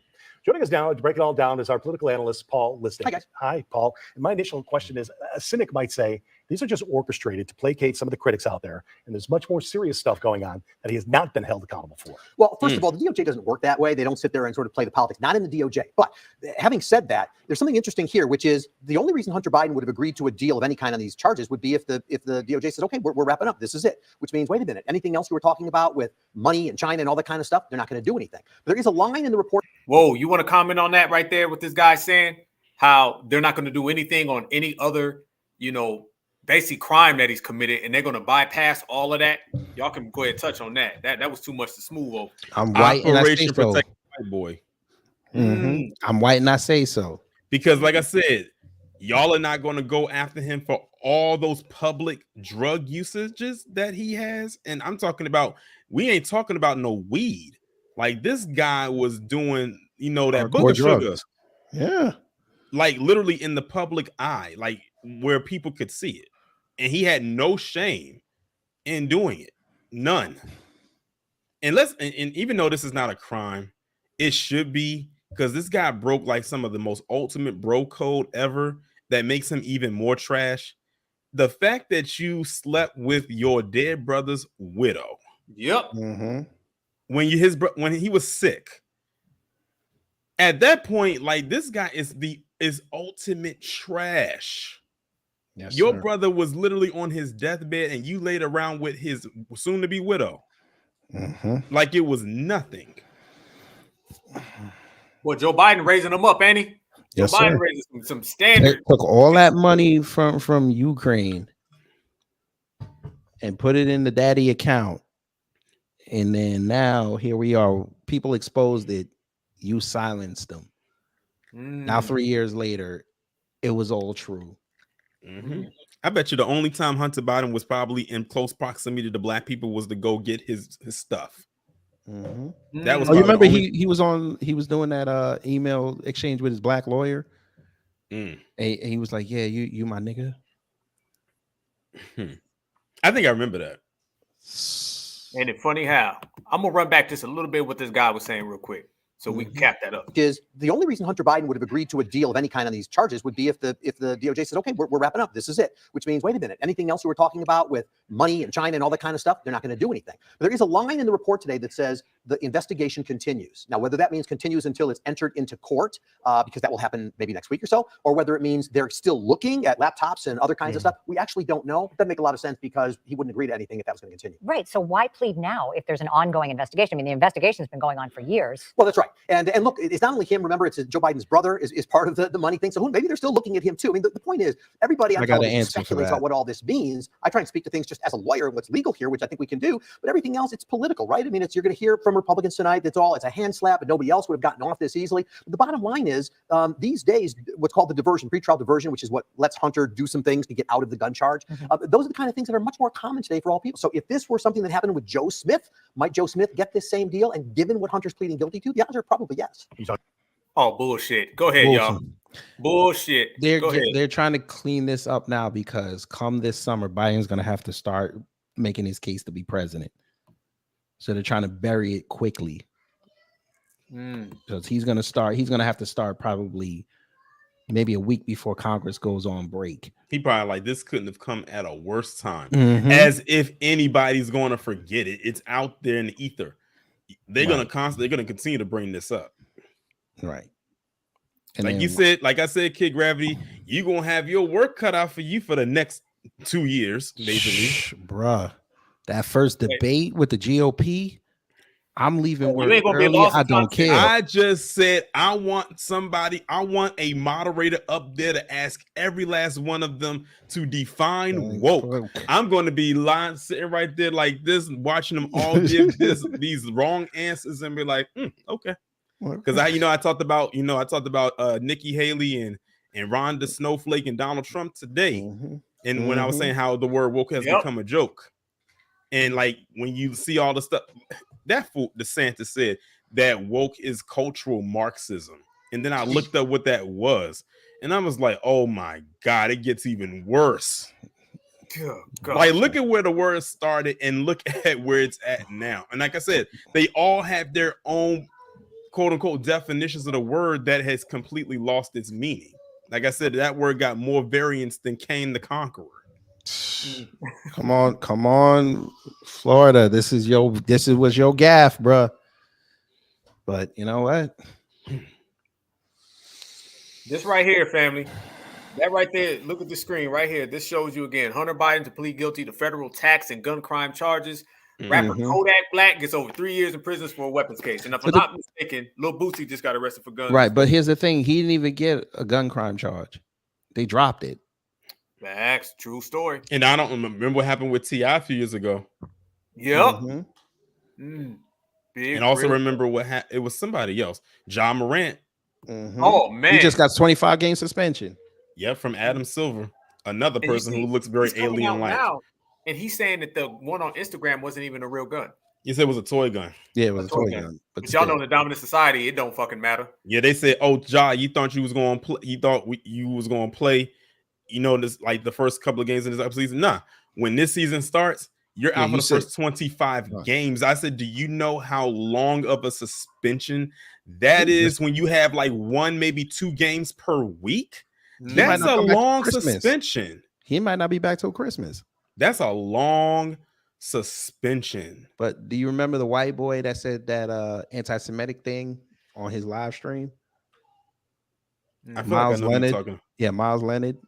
Now he's back in the league after 2 years. Remember, what's his name? Was it Riley Cooper? Is that Riley Cooper, the football player?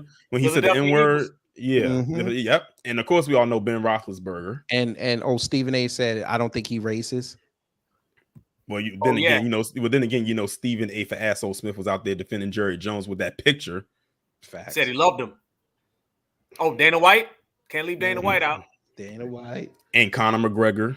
Let's brother, talk about Conor. Let's go. But before I touch on Conor McGregor, I've been trying to get to Conor McGregor. Before we get to Conor McGregor real quick, I just want everybody out there to know that there's somebody that wants to say hello to us. And you know what I'm saying? Jesus. She been out here flexing for some FBA attention, so she got it now. You barked up the wrong tree, homegirl. So you see she got that her eyebrows look real aggressive. Woo, shit. God damn. Look, hey, her eyebrows, we said it look aggressive. That shit done got out the goddamn octagon. Take Candace Bandicoot off the screen. She asked for it, man. Oh my God. Find out, man. Her face is shaped like an acorn. Oh my son. That is a WS background if I ever saw one. Is she wearing a jean shirt?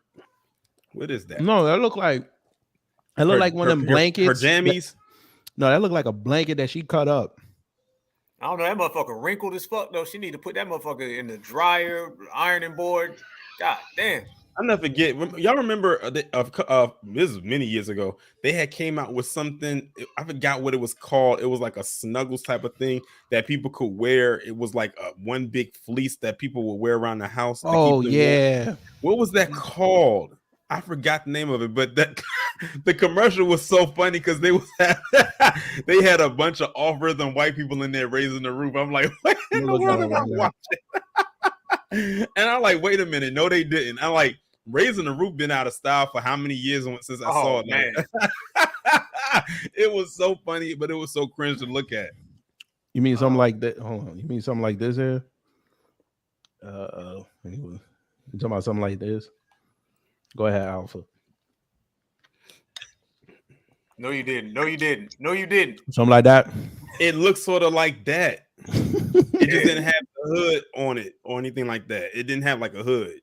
Jeez. But it did look sort of something like that. And it was white people that looked like her that was in that commercial raising the roof. And I'm like, and in the commercials, they don't play the actual music. So either they were playing no music or they were playing something that had no beat to it. And they said, do this. And oh my God. For those of y'all in the chat, you probably know exactly what infomercial I'm talking about. Man. I'll be dead. That's black representation that they want us to have. Then they said it was called a Snuggie. Oh yeah, the Snuggie, right? Got here, the goddamn Snuggie on. But she thinks rap music is ghetto, so. She said Juneteenth is ghetto, and she said she stands by it too. At least she's consistent because she said it the first time in 2021, so at least she's consistent. But meanwhile, her boy Trump, or her used to be boy Trump, was going to implement Juneteenth as a federal holiday as a ploy to get black people. Shout out to Charlie Kirk for forgetting that. He was all for it. We ain't forget. I know I didn't. Because I'm like, wait a minute. Didn't Trump say he wanted to do that in order to get votes? And that's literally what his plan was, to get votes, was to make Juneteenth a federal holiday back in 2020. The article that I saw was from September of 2020, where he said he was doing that. And the reason of being, he wanted to get black people to vote for him. And that's how he was planning on doing it. But they do not talk about that. That's why I said, y'all go in, I said, on the Biden administration now because they implemented. But let's be honest here. If Trump got reelected, that's what he was going to do. Yeah, I wouldn't have said a word. Exactly. Because see, that would have been their way of saying, oh, see, we taking credit now because of this. But see, the thing is, really boils down to is they're mad because they can't take credit for it. Because they got to be the center of intention of all the time. They got to be the hero, so on and so forth. Yeah, there's someone in here. Where is it? The platinum plan? Yeah. I was trying to find out where he said it. I think it was like near the bottom, right? What about Juneteenth? Yeah. There it is. It is right there. There it is right there. Prosperous black communities, and it's the third point. Make Juneteenth a national holiday. Wow. Facts, receipts. And that's the crazy part. That's in the so-called platinum plan that everybody was praising Trump for, but they never read it enough to see that part right there. And they're mad that Juneteenth is a federal holiday now because it's under Joe Biden. I'm like, it was about to be under Trump if he got reelected. So my thing is, would you have been mad if he did it? So we got to be consistent here. And this is not me jumping out the window and, defending Joe Biden. I always got to give that disclaimer when I talk about this, but let's be real here. Trump was about to do the same thing if he got reelected. And he said why he was going to do it, because it'll get black people to support me. Right. He said that. And by the way, for y'all, Candace Owens said she admitted her people are from St. Thomas. I think her forehead admitted that shit. Bro. No, her forehead extends all the way out to the Bermuda Triangle. God damn. That shit done got lost. Hey, it did what that submarine did, kid. Shit. We gonna get 200. You spent $200,000 to lose your life. But you know what? What do they say? White people die doing what they love. Now, since y'all mentioned, let me bring this on up. This right here is another case of the Whiteness Protection Program, and what you see is a story of a guy. Now, mind you, let's say this before I play this. That guy right there on the screen, y'all know who he is. Oh, yeah. This guy is one of the biggest MMA, UFC combat sports fighters out there. He would basically be their equivalent to a Gervonta Davis or somebody. Now, Gervonta Davis has had his run-ins with the law front page. He's actually in jail right now, serving out the rest of his sentence. He is in jail. Damn, good point. Yep. I think he got I think if I'm not mistaken, I think he had to do like 25 days because I think it's like the finishing up of a sentence because I think they allow him to do some of it like maybe on like a house arrest and then the rest he had to do in jail. So it's like the completion of a sentence, but he actually had to do it inside of a cell. Damn. So that's where he's currently at right now, but I think it's only like a month. So I would say she should be out at least by August. Hey, Black Alpha, can you like bring my screen up for a second? Yeah. I gotta show you this. I just went on Twitter to look at something, and somebody said, "Look who's in a space." Oh. I don't even know how to do this shit, y'all. So work with me. Hold on. I don't know if you look who's in this space right now. Closer. Oh God, the third person. Oh, look at the eighth person. Hell no. The eighth person. What's the name? Juneteenth, good or bad? Look at the title. That should tell you all you need to know. He talking about Tommy Sotomayor. Oh, they over there having a whole coon palooza. Yeah. Apollo style, so he got 90 days. Okay, so he got 3 months. Okay. I wasn't sure how many days, but I do know that he had to finish out like his sentence in jail. But yeah, so 3 months. Which is probably why they were trying to get all these fights out the way because they knew that was coming up. Oh, brother, I can't believe you just showed me that, brother. I cannot believe that damn space. Yo, kid. Screenshot that space. I just did. I'm gonna do it again. I'm gonna do it again. That shit's going down in fucking Sambo. And speaking of Jason Whitlock, remember when Just Pearly Things had made that tweet talking about how quote unquote pro-black content creators need to talk about what's her name? Margaret Sanger, as if we didn't know about her already. Like I remember talking about her when I did my Black History Month series on my original channel. She was day 2. I remember she was day 2. She was early on in the series. And when I was scrolling through the quoted tweets, Jason Whitlock popped up. He quote tweeted her and he said, "That's right, you go, girl." I was like, "No, Jason Whitlock, you go to a gym, you go on a diet. And if there is a place that exists, you can go to hell." Like that's literally what I said. Talking about you go, girl. You're telling me Fat Lock said that? Lock. Yeah. Like I remember when I was when I was going to, because most of the people was like grilling her ass. But when I got to his, he's talking about that's telling them you go, girl. Like he literally amens anything that or anyone that goes after Black people in a negative way. You know what's funny? This dude used to be, a lot of people don't know this. I've been knowing about this guy for about 20 years. He used to be on the Kansas City Star, which was the local newspaper. Shout out to all my people in Kansas City, Wyandotte County, KC Mo and KCK. Anyway, he used to be out there and he used to say the same stuff about all the players. And a couple players used to step to him. Y'all remember a brother named Priest Holmes? I don't know if y'all remember. Played for Kansas City. I remember that. Priest Holmes stepped to him. And then like maybe 6 months later, Whitlock, Fat Lock, Out of Shape Lock, Hippo Lock, Elephant Lock, he got off of the newspaper and he quit because the players from the Kansas City Chiefs literally, when we say ran, or in his case, rolled him off the block, his ass literally rolled the fuck off the block because the players were stepping to him because he would do that same trolling, slander shit, and they wouldn't have it. I know Priest Holmes personally stepped to that dude, and some of my people in Kansas City have plugged me in. So, yeah, dude been a sucker. All right, Tori, you weren't lying. About what? Of Fat Lock putting her over. I just it. Yeah. Dang. He was literally like one of the only people in that whole thread, well, in the quoted tweets part anyway, that would like amen her in that fashion. Even other white people who quote unquote believed or was saying, you know, what she was saying, they was just saying like little small stuff, but he literally wrote like that whole thing about you go, girl. That's telling them. Telling us what? We already knew about Margaret Sanger way before we even knew who you were. He was in another fake flex. Did y'all see when Roland and it was Roland and Jason Whitlock got into it? Boy, that was some coon on coon crime like a motherfucker. I bet it smelled like brown butter up in there. They was beeping and chirping all over the fucking place.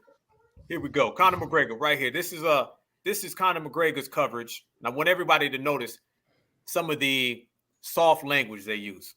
UFC star Conor McGregor. Definitely not the language they used when they spoke about our brother Bill Cosby. Bill Cosby, it was what they say, he fucking who runs or some shit like that. They don't say none of that when it comes to this. UFC star Conor McGregor has been accused of sexually assaulting a woman at the Miami Heat game on June 9th. Heat and NBA security are also being accused of separating her from a friend and forcing her into a bathroom at Kaseya Center, where McGregor allegedly forced himself on her. McGregor was at the arena to take part in a halftime show. The accusations come in a letter that was sent by the woman's attorney to McGregor and the Heat, saying the correspondence is in anticipation of litigation. The woman met with police, but police tell ESPN they have not yet completed a report. The UFC saying it will let the legal process play out. The Heat saying they're conducting a full investigation themselves. McGregor's representatives say the allegations are false. Previously, McGregor's been accused of sexual assault 4 times, but has never been convicted. Whoop, run that back. 4 times. Double up. 4 times and never convicted. Never. Previously, McGregor's been accused of sexual assault 4 times, but has never been convicted. And don't forget about that time. But has never been convicted. Boom. And don't forget about that time when he was over in Ireland when he attacked that old man at that pub. I forgot what it was. Yeah, I forgot what I think it was something about a drink or something or a song. I forgot what it was. Yeah, he wanted the dude to try his liquor or whatever. By the way, you saw his endorsements roll in 4 times, 4 accusations, and his endorsements roll in, and he tried to get the guy to try his drink or something. I think the old dude was like, basically, tastes like piss, and he just imagine if Floyd Mayweather would have did that.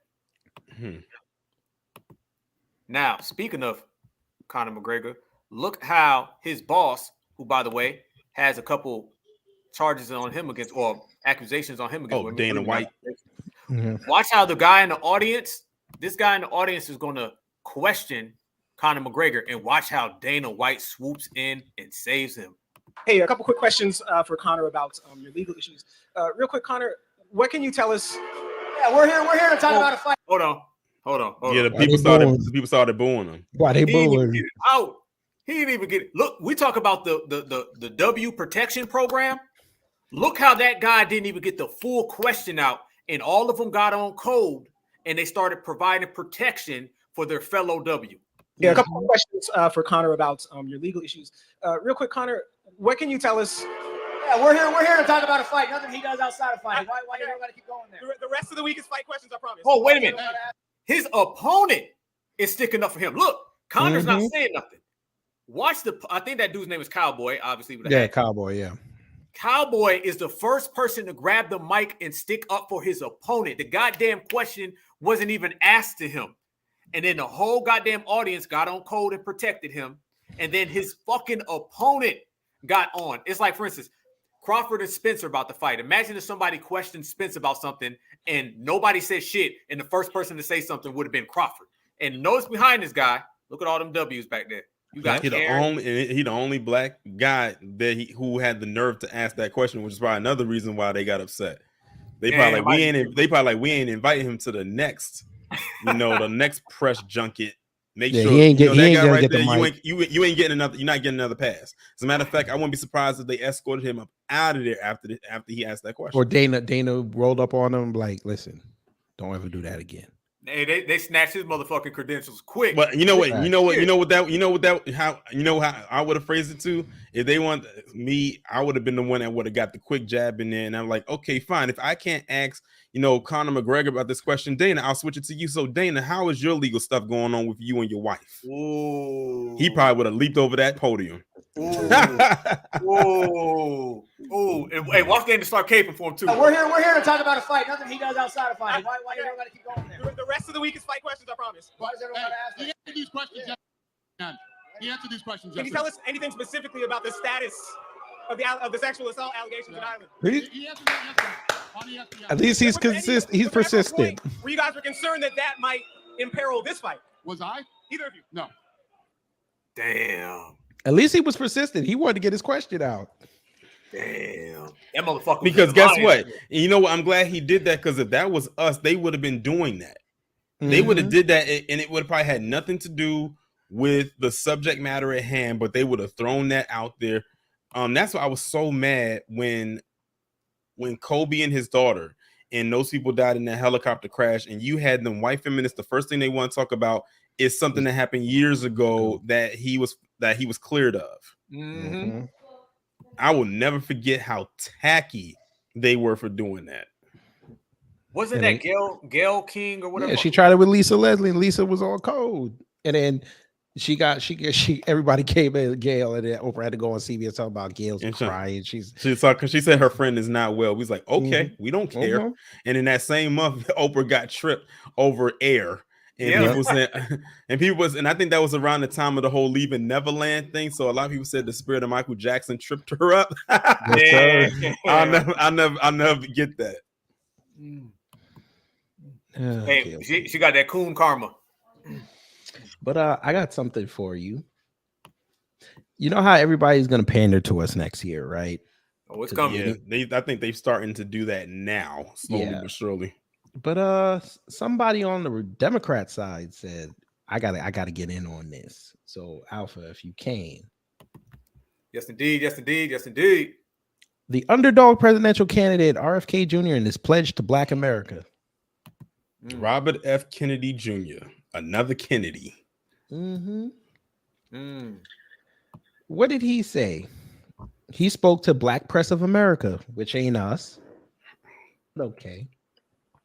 Kennedy spoke about his relentless focus on combating environmental racism, ending qualified immunity for law enforcement officers, and addressing the alarming racial disparities within the American medical system.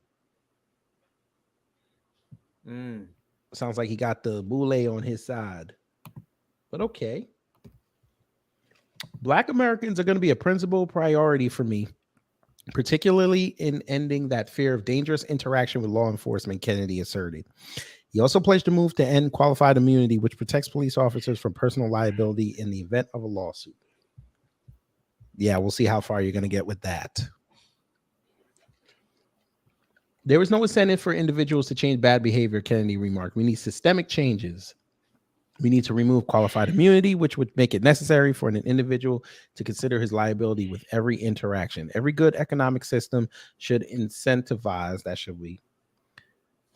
good behavior and punish bad behavior, and we need to have that.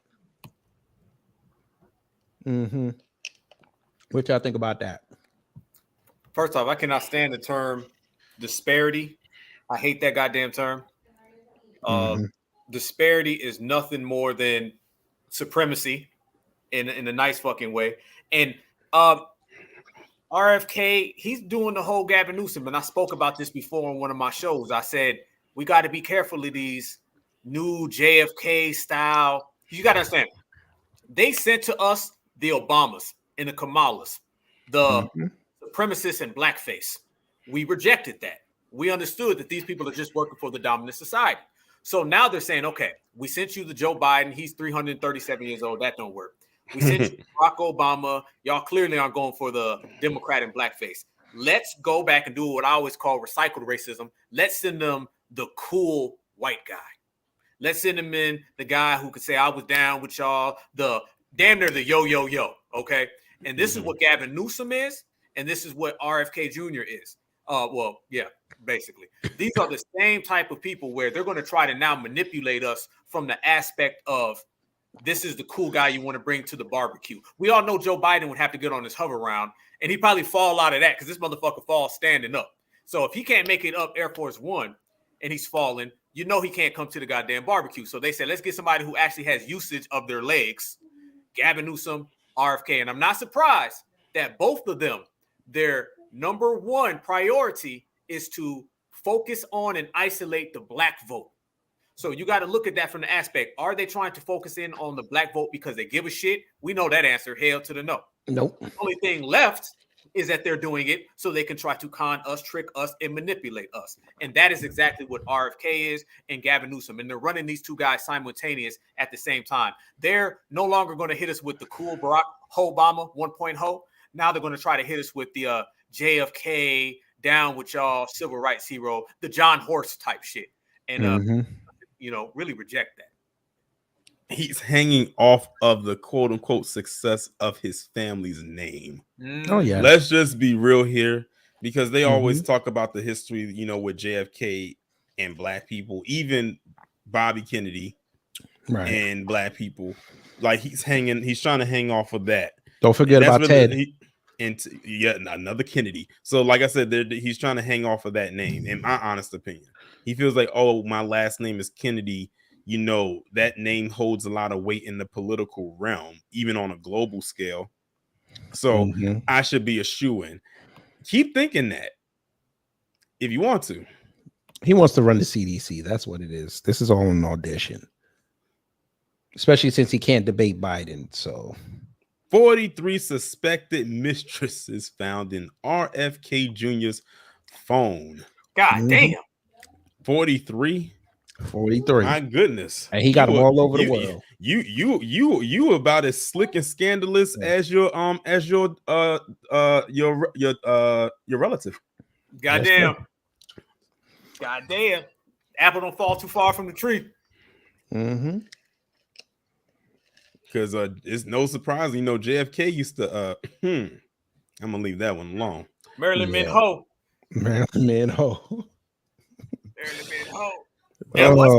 Speaking of Marilyn Monroe, I think that was like her last public appearance when she famously sang "Happy Birthday" to JFK. And I think we all know about that video. But I mean, you can find out on YouTube. But I think that was like her last public appearance before she died, huh? The brothers were tagging her. Word on the I think that might have been true. I think John and Bobby was both. You know, they were tag teaming her. Honestly, I'd be damned. Kennedy's a duplicitous boy. Hey, and notice that he be having those little Twitter spaces, and he be trying to cater to black folks in his Twitter spaces. Oh yeah, I know. Yeah. You know what it is? They know the black vote is up for grabs next year. They know this. I have the strongest feeling they are going to be so disappointed. I'm crossing my fingers that they are. Disappointed with what? You mean like the turnout? Yeah, I have a feeling that I have a feeling that the turnout is going to be real low. And if it is, this is going to be something that black people can mark down on their calendar in history for years to come. You know, that, you know, we literally are standing our ground, and we're not standing for this nonsense no more. So, you know, there's your karma. There's the consequence. Yeah. But you know, listen, my thing is, if we could get the Democrat vote under 80%, that we can put that, the ancestors will smile on us. Brother, that's what I was always telling people, man. When it comes to voting, all you have to do is reduce the vote. It's voter reduction strategy. That's all you got to. You ain't got to like make these motherfuckers lose by 1 billion. If we reduce their vote by a simple 5%, that means they lost, not even 5, be honest with you, 3 to 5. They lost every single runoff election, every tight race, just by reducing it. So, and it's simple. If the black grassroots just doesn't vote, then we've already reduced them to the point, man, they don't know what to do. Even if, say, Biden got reelected, look, what we wanted to look for is that there is a decrease in black voters who supported him and see where the other votes come from, which will be even more interesting. Because y'all know those people south of the border, you know, they're going to vote for the Republicans. Oh, the south of the Bordarians? Yeah. South of the Bordarians. That's what you call it. Damn it, bro. I didn't want to butcher it. Yes. The south of the Bordarians, almost definitely. Yeah. Yeah, because, you know, Kid Gravity, your BFF, thought she had it in the bag last year, and she didn't. No, listen. And she's trying to make a comeback now. Yeah, that ain't gonna work. Stacey Abrams. Mammy Luther King. Yes. They just slid her ass way over there. Now, my question though, since you talk about those south of the Bordarians, my question to you guys is, when it comes election time, which is right around the corner, are these people right here going to vote for Donald Trump? They're going to vote for Joe Biden. These gentlemen. Let me see. You better not show Candace again. Oh, these? No, they're gonna go. We like Donald Trump, he's the greatest. Hey, look at their faces, and I want everybody in the chat to do the same. Look at their motherfucking faces, and then look what's highlighted in red and what they're classified as, what they classify themselves as. White. Yeah, they're all white. They W love mail, it. all across the goddamn board. Oh yes, just like Jocelyn Hernandez. That's right, I said it. Oh yeah. Oh gosh. Oh man. She flip flop quick as hell, didn't she? Oh what? She said, "You're gonna put me in the That good goes to cell show. in Look at these guys. Miami. You're not gonna put me in the drunk cell. You're gonna put me I don't in." know what world these motherfuckers think that they ever going to be accepted at the Republican convention, the Mayo convention, the method voting Oh, convention. them? Oh Hell nah, no. they gonna be like, listen, we for illegal, we're not for illegal immigration. I know we got here illegally, but we're not here. We don't like illegal immigration. They're gonna say cool and say that shit down south. Yes. MAGA Poppy. I am MAGA Poppy. That Poppy right there, MAGA. brother, is a good point. Oh no, you didn't, brother. You know we got to talk about this.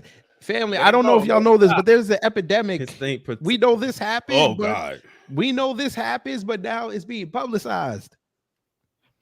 All we got to say is 2 words: woof woof. Yes, sir. I'll be damned. He got arrested and begged the cop to kill him because he didn't want to go to jail with that on his record. He looks dirty. That's Hunter Biden. That's not even a dude. You got to go down. This is the dude. Oh, that was some. Okay, I was about to say. Yeah, that was. Yeah, that was like the top 5 stories. But yeah, this is the dude. What is his name? Themis Mistakis. So he's Greek. Yeah. On the Makana side of the game. He did it in the forest. He went to their habitat. Facts. Now he done interrupted their ecosystem. Here we go. He was allegedly caught on a trail camera performing relations with his dog. When they said man's best friend, they meant it. Ooh, goddamn. I'm done. I'm dead. You don't understand. I do it to blow off steam. You couldn't do this in your house. Blow off. Facts.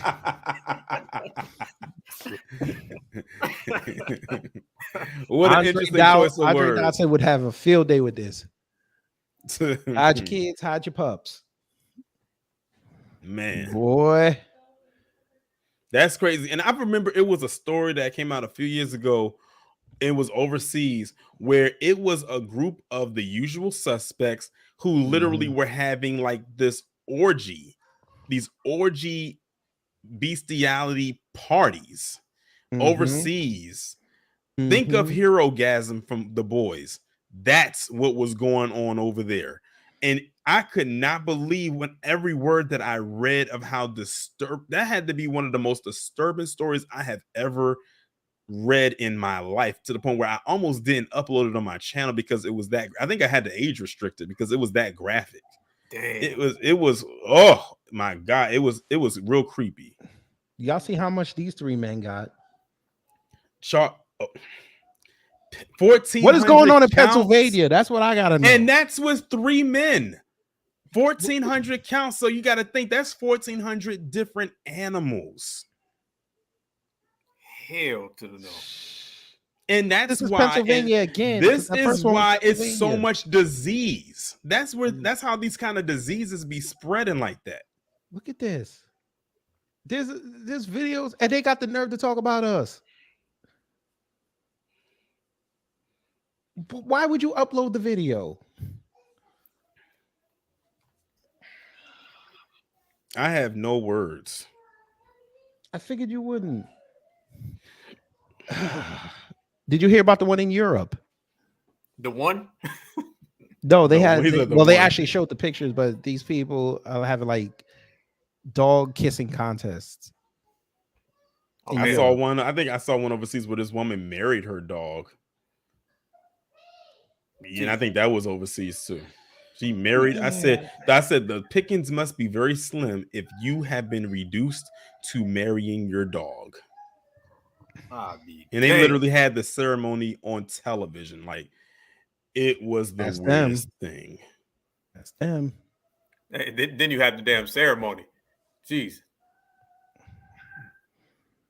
I don't know, bro. But again, we can't. Are we really this surprised? This is the same people who No, I'm not. during the scamdemic that no, I am shower. not. These are the same people. This is the same people, such as was it Mila Kunis and Ashton Kutcher saying, "We only wash our kids when we see the dirt." Facts.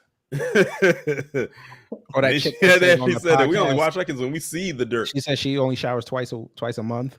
And was it Taylor Swift said something about not washing her legs? Yeah. Yep. Like, how do you get in the shower and not wash your? So that has to be the most awkward shower ever. So you like had the water running on you, and you got 1 foot. Maybe she has one of them tubs and her feet are out.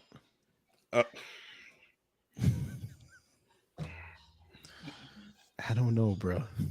And then got the nerve to say something about us. John Joe, I'm not trolling. I saw it on Twitter. It was 4 still pictures of women kissing dogs. I'm not trolling. I wouldn't troll about something like that. I'll be damned. Like, come on, bruh. That's the way the game goes. Now, think about this, family. Now, I'm going to say this. I don't know if y'all seen this video. This came, somebody posted this the other day, yesterday. And this is what was going on with Juneteenth. Did y'all see this person going around giving black people watermelon? I saw that. Let me show it for the family real quick. Y'all got to see this. I wanted to give you. Let me unmute this right real quick. This, after everything my brothers just pointed out right here, then they turn around and say this shit. I wanted to give you this watermelon. I'm looking for some black people to celebrate Juneteenth. I'm a little nervous. I don't know how they're going to react. But in honor of Juneteenth, I wanted to pregnant? Watermelon. No, she's just fat. Okay, I hope you enjoy. Great success. We just gave a black person a watermelon for Juneteenth. What did you do?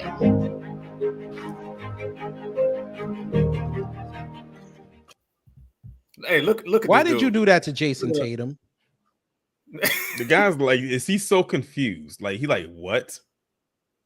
Jeez. That watermelon would have went on her head. You know what that reminds me of? Remember that video I showed a couple months ago where that dude's girlfriend gave him a watermelon cake for making 100 videos? Yeah, I seen that. I seen it. Yep. And he was like, he was sitting there laughing. I'm like, bro, how do you take that? Damn, but that's so. But she said, but first off, she said today for Juneteenth we're going to give out a watermelon to people, but she only gave it to one person. Right. And she says, I'm a little nervous. I don't know how people are going to react. I know how I would react. No, to me talking about for Juneteenth, you give me a watermelon. They never do this to dark-skinned people. Yeah, she saw him as a safe black guy because he was lighter in tone. I said, don't trip, because some of them people who are light skinned will go in on you. Yes. Oh my God. Like, people never gonna learn. Somebody said if they would have punched her in the face, with you got to keep the stereotype going, huh? I kind of want to see what she would have did if it was a black woman. Some people in the chat, and I wouldn't even be surprised if that's the case, that they probably knew each other and it could have been like a skit. That too, like that's a strong possibility. That's a strong possibility, but still, if it's a skit, it's nothing funny about that. What if that was his girlfriend or his wife? Then I can only imagine the type of role play they do in the bedroom. Oh man. That's why I asked if she was pregnant, because I don't think she was fat. You heard what I said? I said she's just fat. She's just fat.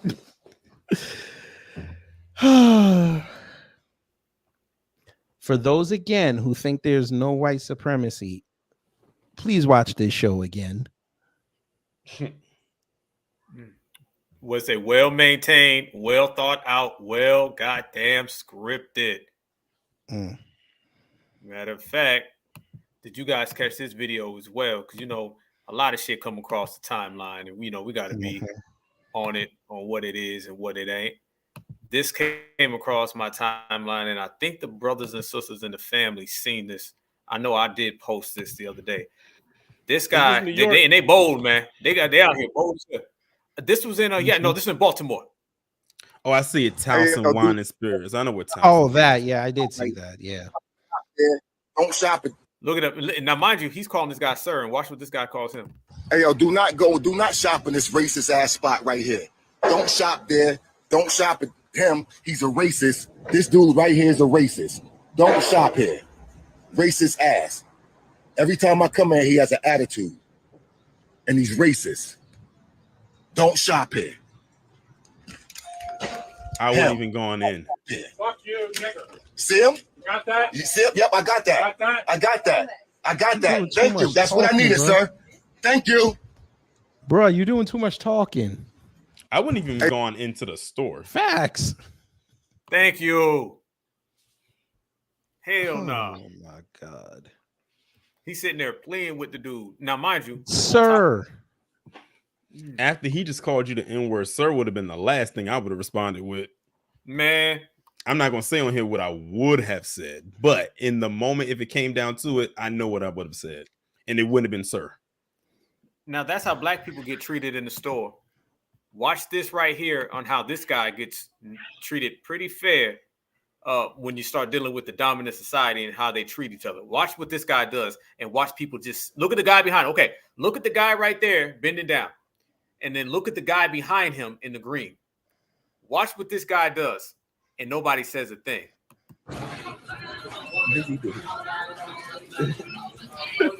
He's not borrowing that stuff. He ain't gonna bring it back. Wow. Rack it up. Even the shell cost. Hey, that motherfucker didn't just take a candy bar. This motherfucker didn't take 3 of them. He took this motherfucker got a book bag box. He might at this point, he might as well just pick it up and just like start dumping the stuff in the bag because he probably just knows ain't nothing gonna happen to him. And hey, look how I paused it. Look at the lady. Look at her right there. Look at her walk right on by. Well, that's right at the motherfucker. that's a white supremacist. She don't care. Here we go. The protection program. Does he work here? He must work here. 5-9 check. Yeah, he must work here, right? Yo. What are you doing? He looked like the wrestler Enzo Amore.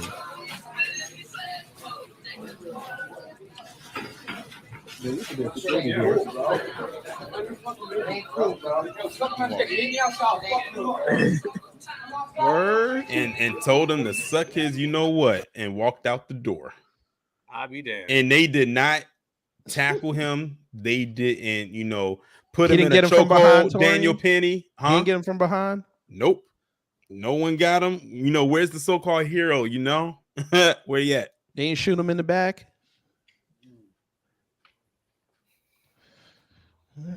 Again, us versus them. Mm-hmm. Oh, then since we're gonna play that, Black Alpha, do you have the Bed Bath and Beyond video? No, I don't got it. You got it? Oh, I think I know what video you're talking about. Please send that to me. Yeah, we got to play that.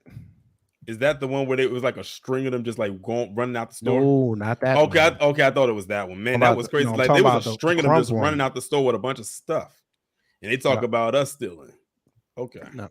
No, we talk about this one. I'm gonna share it for the family. Y'all got to see this. Now, mind you, this is a gay black couple. Oh, I seen this. This was in Ohio.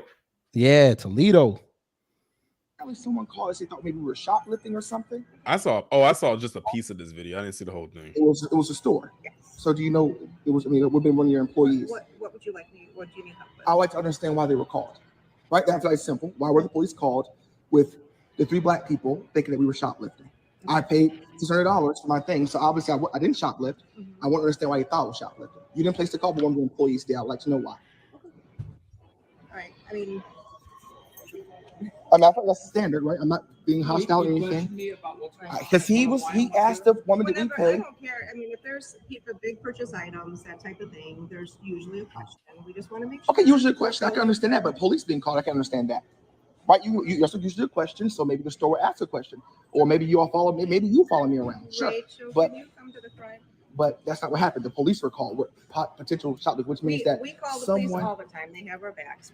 Okay, well that's fine, but you didn't call the police because we did shoplift. You called police because you thought we shoplifted. I spent $600. I paid my money. I didn't shoplift. Did anybody You say called anything? them? Did anything say? Yeah, the officer asked her, "Did we pay?" So someone did say something. I did pay. When there's big But what baskets, happens we is do ask. you called the police while we were still on this side of the store. We were here for over an hour. So you called the police when we first really got in here. Okay, time out.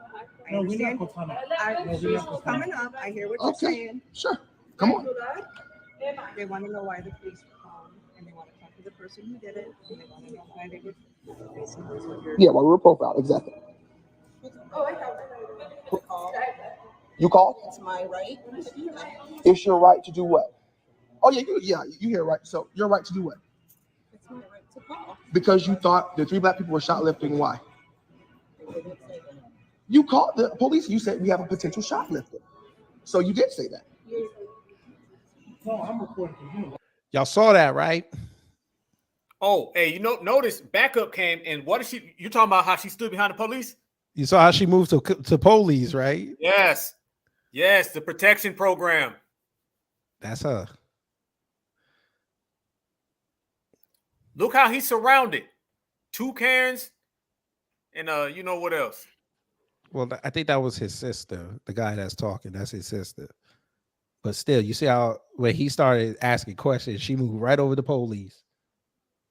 They want to know. Say it again. And they want to talk to the person who did it, and they want to know why they were basically what you're. Yeah, while we were profiled, exactly. Oh, I thought You called? it's my right. It's your right to do what? Oh yeah, you hear right. So your right to do what? It's my right to call. Because you thought the 3 black people were shoplifting. Why? You called the police. You said we have a potential shoplifter. So you did say that. No, I'm reporting to you. Watch your mouth. Are you with these guys? Or? No, she's not with us, but she can stay. Oh, I thought that was. I just want to know. So, sir, to making sure I'm not hostile, I'm not being violent. I just want to know why the store called the police because they thought we were shoplifting. We just purchased a new home, right? We came in because you all are closing. It's a closing sale. I didn't realize there was like a maximum number of items you could buy, right? So we were not shoplifting, but the police were called because you thought we were. They got to be more than that. Yeah. Oh, there is more. Here we go. There's more. We're not going to be able to resolve this. I don't know what you want us to say, but I don't care if the white, black, or green. If somebody's walking around with big, high-ticket items, there's a lot of people walking around with high-ticket items. Jesus. It's that same old thing of like they don't think black people can afford anything. That's a stereotype that has been around for probably since our parents' time. Like that's one of the biggest tricks in the books. Oh, you look like you can't afford it. So why are you here? It's Bed Bath and Beyond, not goddamn Neiman Marcus. And they're on bankruptcy watch right now. They just filed for bankruptcy. They about to go out of business. Let that man buy. But again, y'all will not follow around white people doing that. Nah, that's the y'all will not call them police. Yeah. Y'all not to, shift gears and even use a different group. Y'all saw the movie Selena, right? Yes, sir. Do y'all remember the part where her and her friend was in the mall and they went to the store to get the Grammy dress? To get the Grammy dress. Mm-hmm. And they went in the store and the white woman was following them around the store. And then when Selena was asking the worker, she said she wanted to try the dress on. And she told her, I don't think you would want that dress. And she said, why not? Because the dress costs $800. And Selena asked her, could you take it off the mannequin? Because they wanted to try it on. And then all of a sudden, word went around the mall that Selena was in the mall. And everyone flocked to that store. Mm-hmm. And the woman was in the store like, who is Selena? They said she's here for the Grammys. And she was signing autographs and everything like that. And then when the woman realizes that it was her, she looked over at the woman and said, excuse me, we won't need the dress. That woman had the screw face on because she lost out on a big client. I will never forget that scene. This kind of reminds me of that right here, except this guy is clearly not famous. Never. Your mic is muted on Black Alpha. Didn't that go on with Oprah as well? Shout out to our brother. Over in France. I think it was in France. Yeah, when she went to go buy the ham. Italy. Now, the thing is, I don't care for Oprah, the Mammy Supreme wig free at all. But you had to be lying through your teeth if you say you didn't know who Oprah was. Are you kidding me? Mm-hmm. Man, she's probably one of the most recognizable black people in the world. And you telling me you didn't know who Oprah was? And this was back when Oprah was still had her show. I found that very hard to believe. Nonsense. I remember, Oprah, come on now. Come on. Now, I want y'all to touch on this real quick for me. A lot of us have seen this, and you see with the dominant society, I think our brother Professor Black touched on this as well, and he was breaking it down, the double-sided nature. Can one of y'all brothers explain this? I'm glad you brought that up. Yep. That's on you, brother. But this is basically a story, and it's crazy how the parallels are so similar with this, about this black guy named Jordan Williams, ironically, in New York on a train. And the last time we heard about a Jordan on the train was Jordan Neely getting murdered by Daniel Penny on a train in New York. That's the crazy part about it. Whereas you can see it's like that, it's split up right here. You can actually read it, what happened. And Jordan Williams, it says that he fought a man after an attacker struck his girlfriend in the face, and he ended up he took care of business. I'll put it like that. And he got arrested, but he was released on a bond. No, he had no bond. He got released. And Dub S, the usual suspects, was upset because they were trying to say, well, how come he was released and Daniel Penny wasn't? I said, because this guy actually was acting in self-defense. Daniel Penny was not, which is why he got indicted. And they got upset behind that. Y'all spent all this time calling Daniel Penny a hero when in all actuality he was not. If you want to talk about a hero, Jordan Williams is a hero because he was defending his girlfriend. This guy literally came up and hit his girl in the face, and he did what he had to do. Yeah. Jordan Neely was not being physically violent with anybody. That's why y'all had to pull up all this stuff from his past to try to correlate it with Daniel Penny, to try to make it seem like Daniel Penny was the good guy. Meanwhile, he's sitting up there with an indictment right now from the grand jury, which means they have stuff on him to go forward with possibly a trial. And nothing most likely will happen to Jordan Williams. So shout out to Jordan Williams. But I think they have a give, send, go that's going on right now. I know it's over 100,000 last I checked. So there could be any legal fees, because 9 times out of 10, even though he's released, I'm sure there's probably going to still be some more legal stuff going forward, because that's just the process of things. But so they can have money to afford the attorneys and whatnot, because I'm sure he had to get an attorney because at the end of the day, someone is dead because of it. But yeah, they tried to make it, but that goes back to what I was saying. We live in an establishment where they do not like when black people, especially black men, defend themselves. And the crazy part about it is the person that Jordan Williams killed wasn't even a white person. It was a quote unquote POC. It wasn't a white guy that did it. Not based on that last name anyway. But I don't think it was a white guy regardless. And in the mixed radio said, it said Jordan Williams was defending himself. Now that was self-defense. But PC, they call anything self-defense, especially when it deals with black people. Get over here. Goddamn pit bull, man. Turned up. Get over here. Now I'm gonna this boy crazy. Now one thing I noticed about the situation, family, the news coverage, you notice there's no slant in language. Whenever they speak about the situation, they overly emphasize the terms aggression, attack. Like right there, they make it look like we were the attacker. But then they flip it on the other side and make it look like the W's are being attacked. It's always that slanted language. I would say 90% of their manipulation is small subtleties, the nuances, the details. If you don't catch it, then it's going to go over your head. And that's what I always see time and time again with all of them. That's what I always see. And you know what's good about this Jordan Williams situation too? Not only did he defend himself and his girl, but his dad is defending him as well. Dub S were waiting to see if they could use that trope that he came from a broken home. Especially because they keep always trying to say there's so many fatherless homes. Apparently there isn't. So shout out to Jordan Williams. Like I said, he took care of business. He did what he had to do, and he eliminated the threat. No questions asked. That's the way the game goes. Shout out to Blueberry Muffin, by the way. That was my dog. That's Swagger. a full-blooded pit bull, and he's in a couple calendars now, so he's feeling himself. So that's why he's trying to get a little attention and shit. I told him he can't get on my show. He's gonna have to get on his own shit.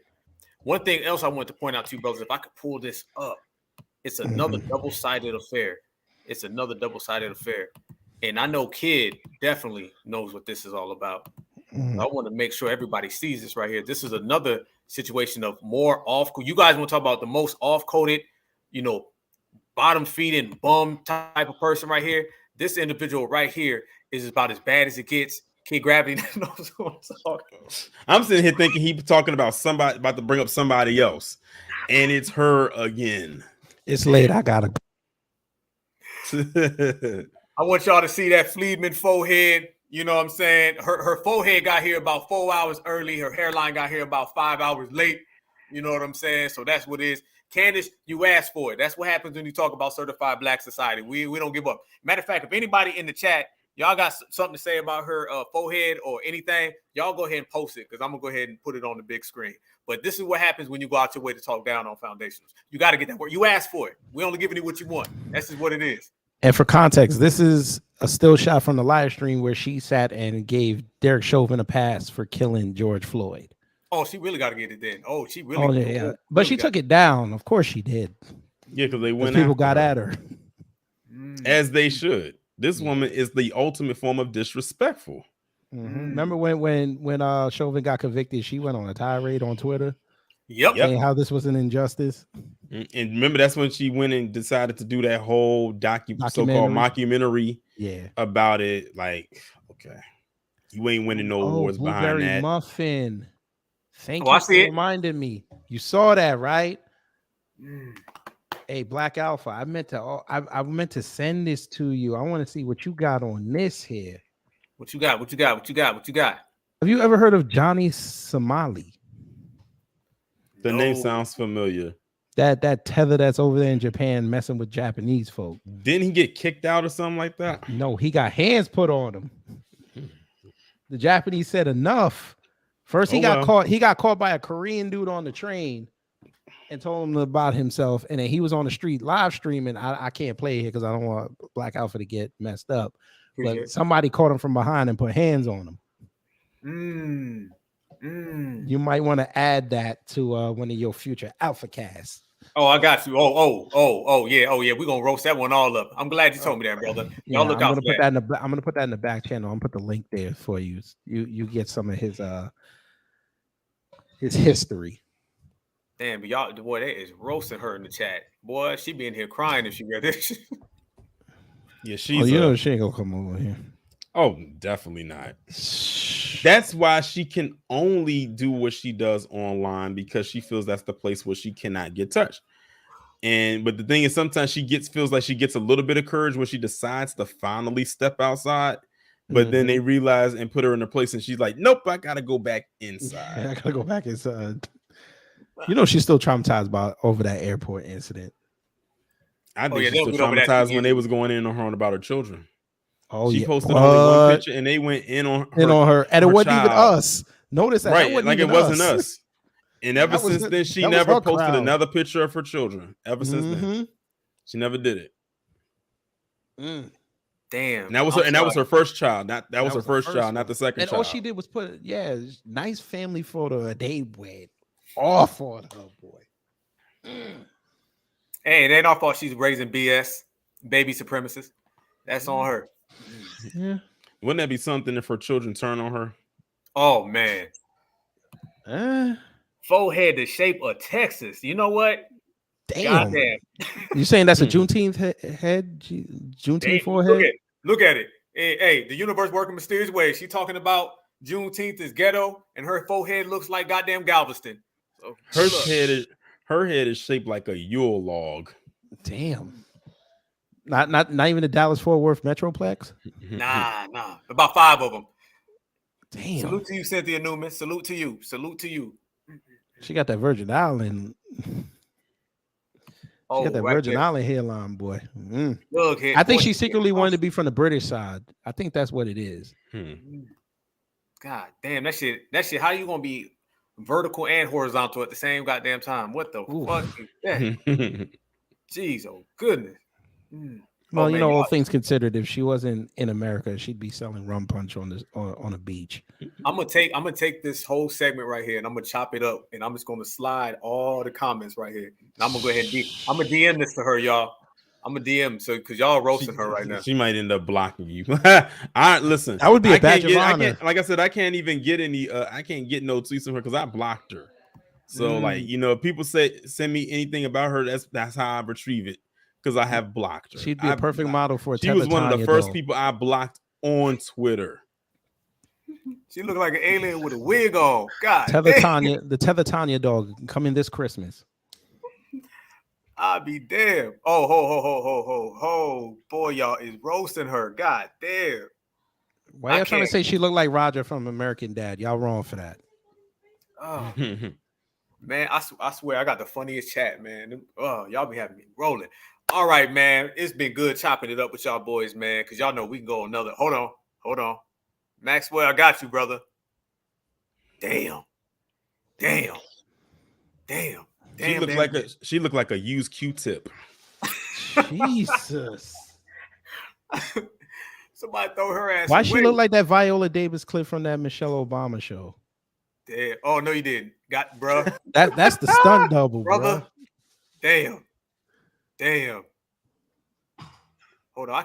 We're gonna do this for a couple more minutes. Hold on. Fuck getting out of here. Hold on. Y'all, hey, load them up. Come on. This Black Alpha Network. Come on. Give it to me. Y'all got to give me more. Give me more than that. Jesus. What's been said that we can't? What hasn't been said about this chick? More? Hey, stick around. Codfish Candace, come on.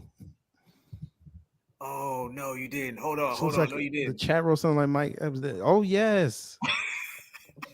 Oh, I can't miss that. They come in quick. Extraterrestrial tether. E.T. Hey, she's ETT. Winner. ETT phone the island. Oh no! Oh yeah, phone the island. Phone the island. This was man. Oh no, y'all didn't. Y'all is ain't nobody came to see you, Otis. Alien versus Predator. So basically, it's herself versus herself. God.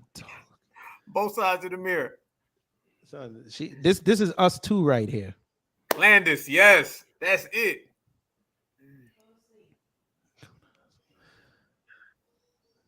Eddie Kane, God damn. Robo Tether. Oh no, y'all ain't. E-tether, got the E-tether. E-tether. That's what I said. E-tether. Like a buoy. And before without his hat. Jesus. Shit. Olivia Nope. Reggae Fest rejected. Oh man. Candace. You fucked around. Tether, and apparently finding out. A Bug's Life in the same universe. A Tether's Life. A Tether's Life. Oh, here we go. I got one. Here y'all go. The Walking Head. Walking Head. I like that. The Walking Head. Oh, the Crypt Keeper. Oh shit. Damn.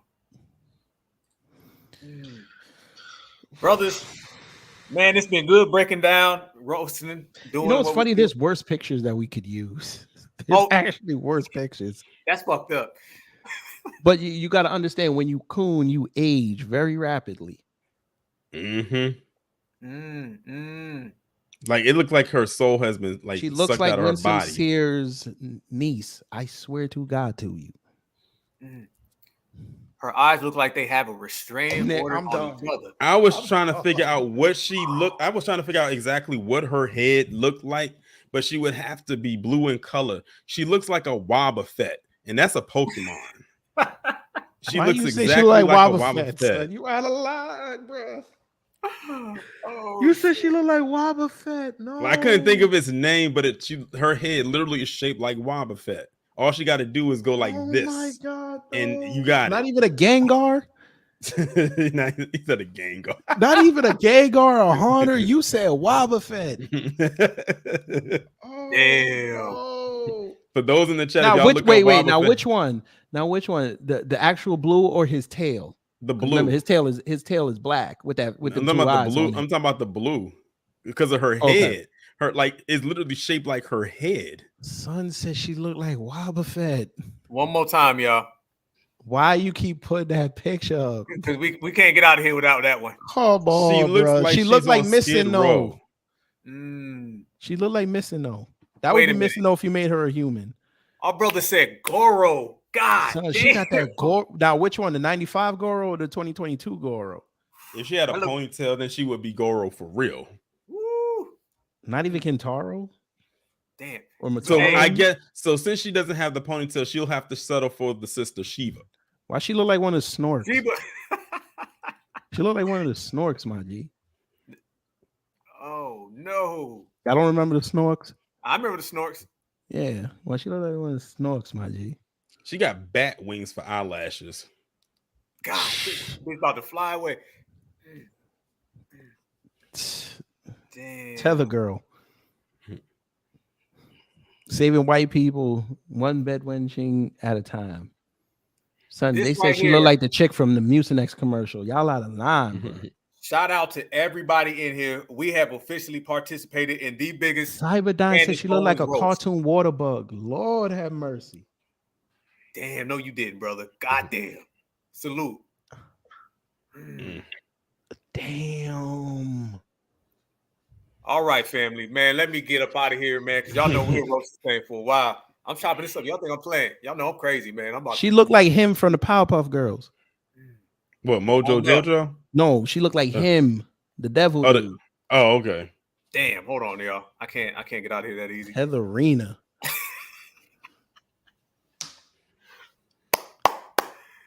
I'm gonna tell you one thing. I'm gonna say Little this. tether maid.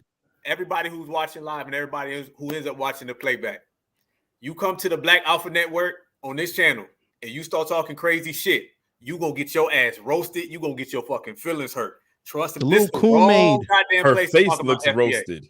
Yeah, the little coon maid. The little coon maid. Damn.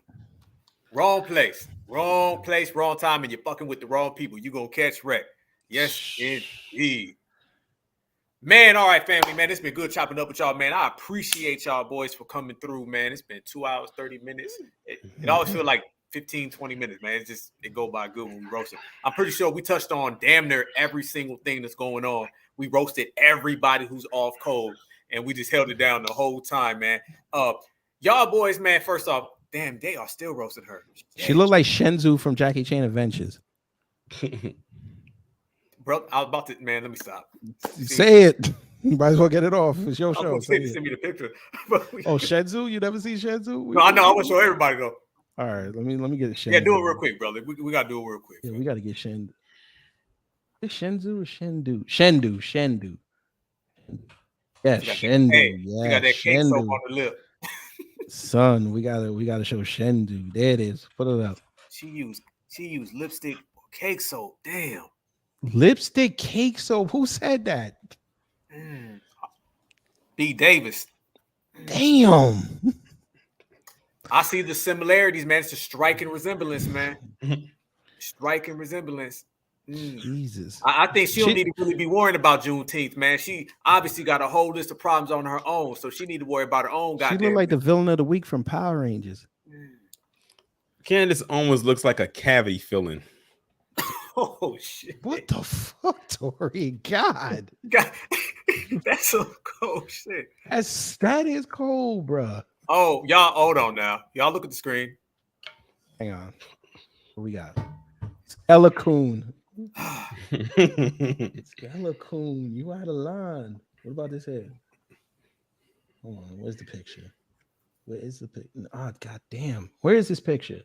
Here it is. What about this? What about this here? Let's pull this one up. What about this here? Sad part is, I think Candace got that motherfucker beat. But this motherfucker could turn into anybody though. Her goddamn head turned into anybody. Damn. That motherfucker's Texas, Maryland, Missouri, Nevada. Her shit all- St. Thomas and the Virgin Islands, St. Kitts, Yeah, St. you know what? Nevis. I'm you know what, family? Yeah, brother. Nigga said she looked like Mrs. Popo. God damn. God damn. Hey, this for you right there, Torian. Yeah, definitely the old school one. You know, the dark. Yes, definitely. Hey, right there though. Right here, where we at? Right here. I gotta let the dog out, man. Yeah, go ahead. Y'all stay good, man. Yes, sir. Yes, indeed, family. All right, kid, go ahead and tell everybody where they can find you at, brother. Well, y'all can find me here on YouTube, Kid Gravity Beyond. You could also find me on Twitter at the Kid Gravity. I appreciate you bringing me on, and just gotta stay on code 24/7, 365 because white supremacists stay on code 366 in the leap year. What you working on right now, kid? What projects you got? Right. Well, I'm starting a new segment called the Sambo Lorian, and Candace is the first. So I have to create. I like that name. Yeah, shout out to Great Black Shark for that. But shout out. I'm gonna do a whole little awards thing for each one of these. I'm gonna do it every month. So she's the first one. So I got to get the Star Wars thing created. But end of the year, we will have the Sambo of the Year award, the Sambo Lorian of the Year award, and we're gonna have a nice award ceremony. It's gonna be great. But right now, it's time for me to go after CARICOM. So that's coming very soon in July. We're gonna start breaking out CARICOM because we got to get the Caribbean on code and hopefully divert the attention away from y'all for a little bit. So that's the move right now. Yes, indeed, man. And shout out to you, fam, for being a B1 rider. You know what I'm saying? And holding down, brother, because y'all know a lot of stuff going on nowadays with lineage, heritage, and culture. And kid, you are on the forefront. And pray for me because I'm dealing with these tethers right now. So pray for me. And you be roasting them. I'm telling you, brother. You know what I'm talking about. I told you on the phone. There's other people's channels that be taking notice of you roasting people. You know what I'm saying? Shout out to Mouthy Megan, man. Shout out to shout out to her. And family, if y'all ever get into a situation where you got to talk to a Hotep, please run fast. Or at least go do something else in the house because they just be talking. Not all of them, but the one I talked to last week, boy, I had to leave. That was a classic episode, though, brother. That was a classic episode. Yes, sir. Like, hey, you held it down, bro. You always do, man. So salute to you all the way around, man. And fuck all the haters, brother. What about you, my brother Torian Reigns? What you got? Well, first off, I know that you have a massacre series dropping tomorrow. Am I correct? Let me tell everybody this. You know, I told you this in person. I'm gonna say it again. If y'all have not tapped in or you have tapped in, you guys watch my brother's massacre series, binge watch it like you on goddamn Netflix. I'm telling you, it is the most riveting, profound work that's being done in the new black media. I told this brother in person. I'll tell him again a million times. I watch it consistently. When it drops, I'm hitting the notification. Y'all make sure y'all do the same exact thing. It's educational show with the young folks, old folks, everywhere in between. It is truly some of the best work that I've seen done in the black empowerment community. So you guys tap into that. Binge watch them all. So when you tap in tomorrow, make sure you watch all the ones before and watch all the ones after. Go ahead, brother. What else you got? Yeah, but yes, like Black Alpha was saying, I do have the Black Massacre series episode 25 coming tomorrow, and it's going to be on the 16th Street Baptist Church bombing. And I'm gonna be honest, that video is almost an hour long, and I had to stop about 4 times recording it because it was triggering reading all of those details. Like, that was a very triggering one. As a matter of fact, my elementary school principal, her sister was one of the girls that died in that bombing. So I remember when we watched the documentary that Spike Lee came out with back in '97, they had us all sit in the cafeteria assembly style, and we watched the documentary because she actually was interviewed by Spike Lee for that documentary. And let me tell you right now, those images of those girls' bodies still is in my head all these years later, because I think it's been about like 25, 26 years since that release of that documentary. And when I was reading the details, like, y'all are here, I'm telling y'all tomorrow, when y'all watch that particular episode, it's going to trigger the hell out of you. A lot of people know about this, but they don't know all the details behind it because, they know, about the bombing itself, but then it all goes into the legal thing, the ones who was responsible. It's really deep. Like I said, it's about an hour long. So 4 p.m. Eastern Standard Time is going to be the premiere time for that, and I hope as many people are present as possible. As a matter of fact, the Black Massacre series only has about 4 episodes left. Yeah, like 4 episodes left. So yeah, I should be done with the series as a whole around this time next month. Brother, I feel like when you just said that, I feel like when you find out your favorite show is only got a few more left in the season, that's how I felt when you said that, brother. So I can't wait to watch all of them, brother. And then I remember you telling me there's some other things that you're working on, like for the future. In the future. In Dallas. Yeah. So shout out, brother. Shout out. All y'all, make sure y'all tap in. Where can everybody find you, brother? Oh, you can find me here on YouTube, Torian Rain Reloaded. Of course, that's the name of the channel. On Twitter at Torian Rain Reloaded, and on Instagram at Torian_Rain. Much respect, man. I want to tell everybody, y'all know on the Black Alpha Network, I always go a billion miles an hour, and then the last 5 minutes I slow it down and I smooth it out. I didn't expect this to be like the Candace Owens roast, which is fucking epic. And that was the shit. And I'm gonna cut all that up, and I'm telling y'all think I'm playing. I'm gonna DM that shit. I got one more for you. What you got for me? Majin Kun. Damn. I was actually watching that on the Black Air Force Energy video about Majin Buu, and all I could think about is how he was like eating all the people, turning the candy and stuff like that. She done been every goddamn villain on every goddamn Saturday morning cartoon, and mixing that shit in with. No, I'm sorry, the ETT, extraterrestrial tether. I ain't never heard no shit like that. I ain't never heard that. Hey, motherfucker said that about me. We might be fighting. God damn, that was deep. And the cavity one, bro. But you said the old cavity too. Damn. Oh yeah, she looked like a cavity filling. I don't know how that popped up in my head. Like it just formed itself there. Y'all know how it go, man. The tethers and the coons and the ops and the free, like everybody out there who's got any type of issue with foundational Black Americans, they can't sleep, man, when we get them. That's just what it is. That's how we do. We can roast you up. We ain't even got to get all wild with it. All we got to do is roast you up, and your ass gonna run yourself off the block. You know what I'm saying? And, go ahead. You know, I would say Jason Whitlock, you gotta roll him off the block, though. Oh God. That motherfucker. You would need a caterpillar crane to roll him off the block. Shit. Damn. Mercury and Telegrade. What do you call it? Mercury and Telegrade. Hey, they did it to themselves, man. You know what I'm saying?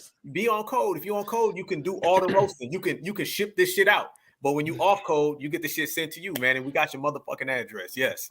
All right, man. Salute to Certified Black Society, man. I appreciate y'all brothers for pulling on in, man. Can't wait to work with y'all some more. Y'all know how we do, man. We all working, we all grinding, we all take a part in this era and this generation, man. So I appreciate y'all boys for pulling on up, man. Certified salute to both of y'all, man. Appreciate it.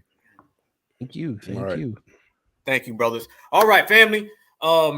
Man, it's been a good show. I appreciate everybody. We're going to continue to put in that work. We're going to continue to grind. We're going to continue to do what we always do. Much love and respect for everybody who tapped in from the FBA roll call all the way through. We're going to continue to break it down. Y'all know how I go on the Black Alpha Network, but I'm going to say this, man. I love y'all with a passion. I appreciate everybody who supports the channel. I appreciate everybody who, supports the Cash App. That means a lot to me because everything we're going through and everything we're going on right now and we dealing with, it's just powerful that someone would even take their time out to help support the family. So I appreciate that, man. And I take every single thing y'all do and every single thing that y'all give me, the words of encouragement, the support, everybody who gives me the compliments. And I've heard a lot of real heart-touching things, man. I heard people tell me how I affect them. I've had people cry to me in person, a lot of brothers and sisters I've met. So I appreciate that. I'll never forget it. Y'all know if anybody gonna ride, it's gonna be Black Alpha because I do not get tired. I do not give a fuck. And I operate with no filters because it's FBA over everybody. So with that said, y'all know I always say this, we are one tonight. Let us be one in the future. Power to all of our people.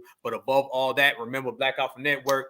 Always remember, Black is beautiful and beautiful is always Black. Certified salute. Kid, what y'all think? If you whatever the fuck you think you are, and until we own some shit, I'ma call it like it is. How you gonna be a man and we starving? Go ahead. And you can walk by 5 different houses, ain't a man in either one of them motherfuckers. How we gonna be a man? How we gonna be African Americans? And we out here dying. We thugs and we niggas until we set this shit right. Trust me when I tell you.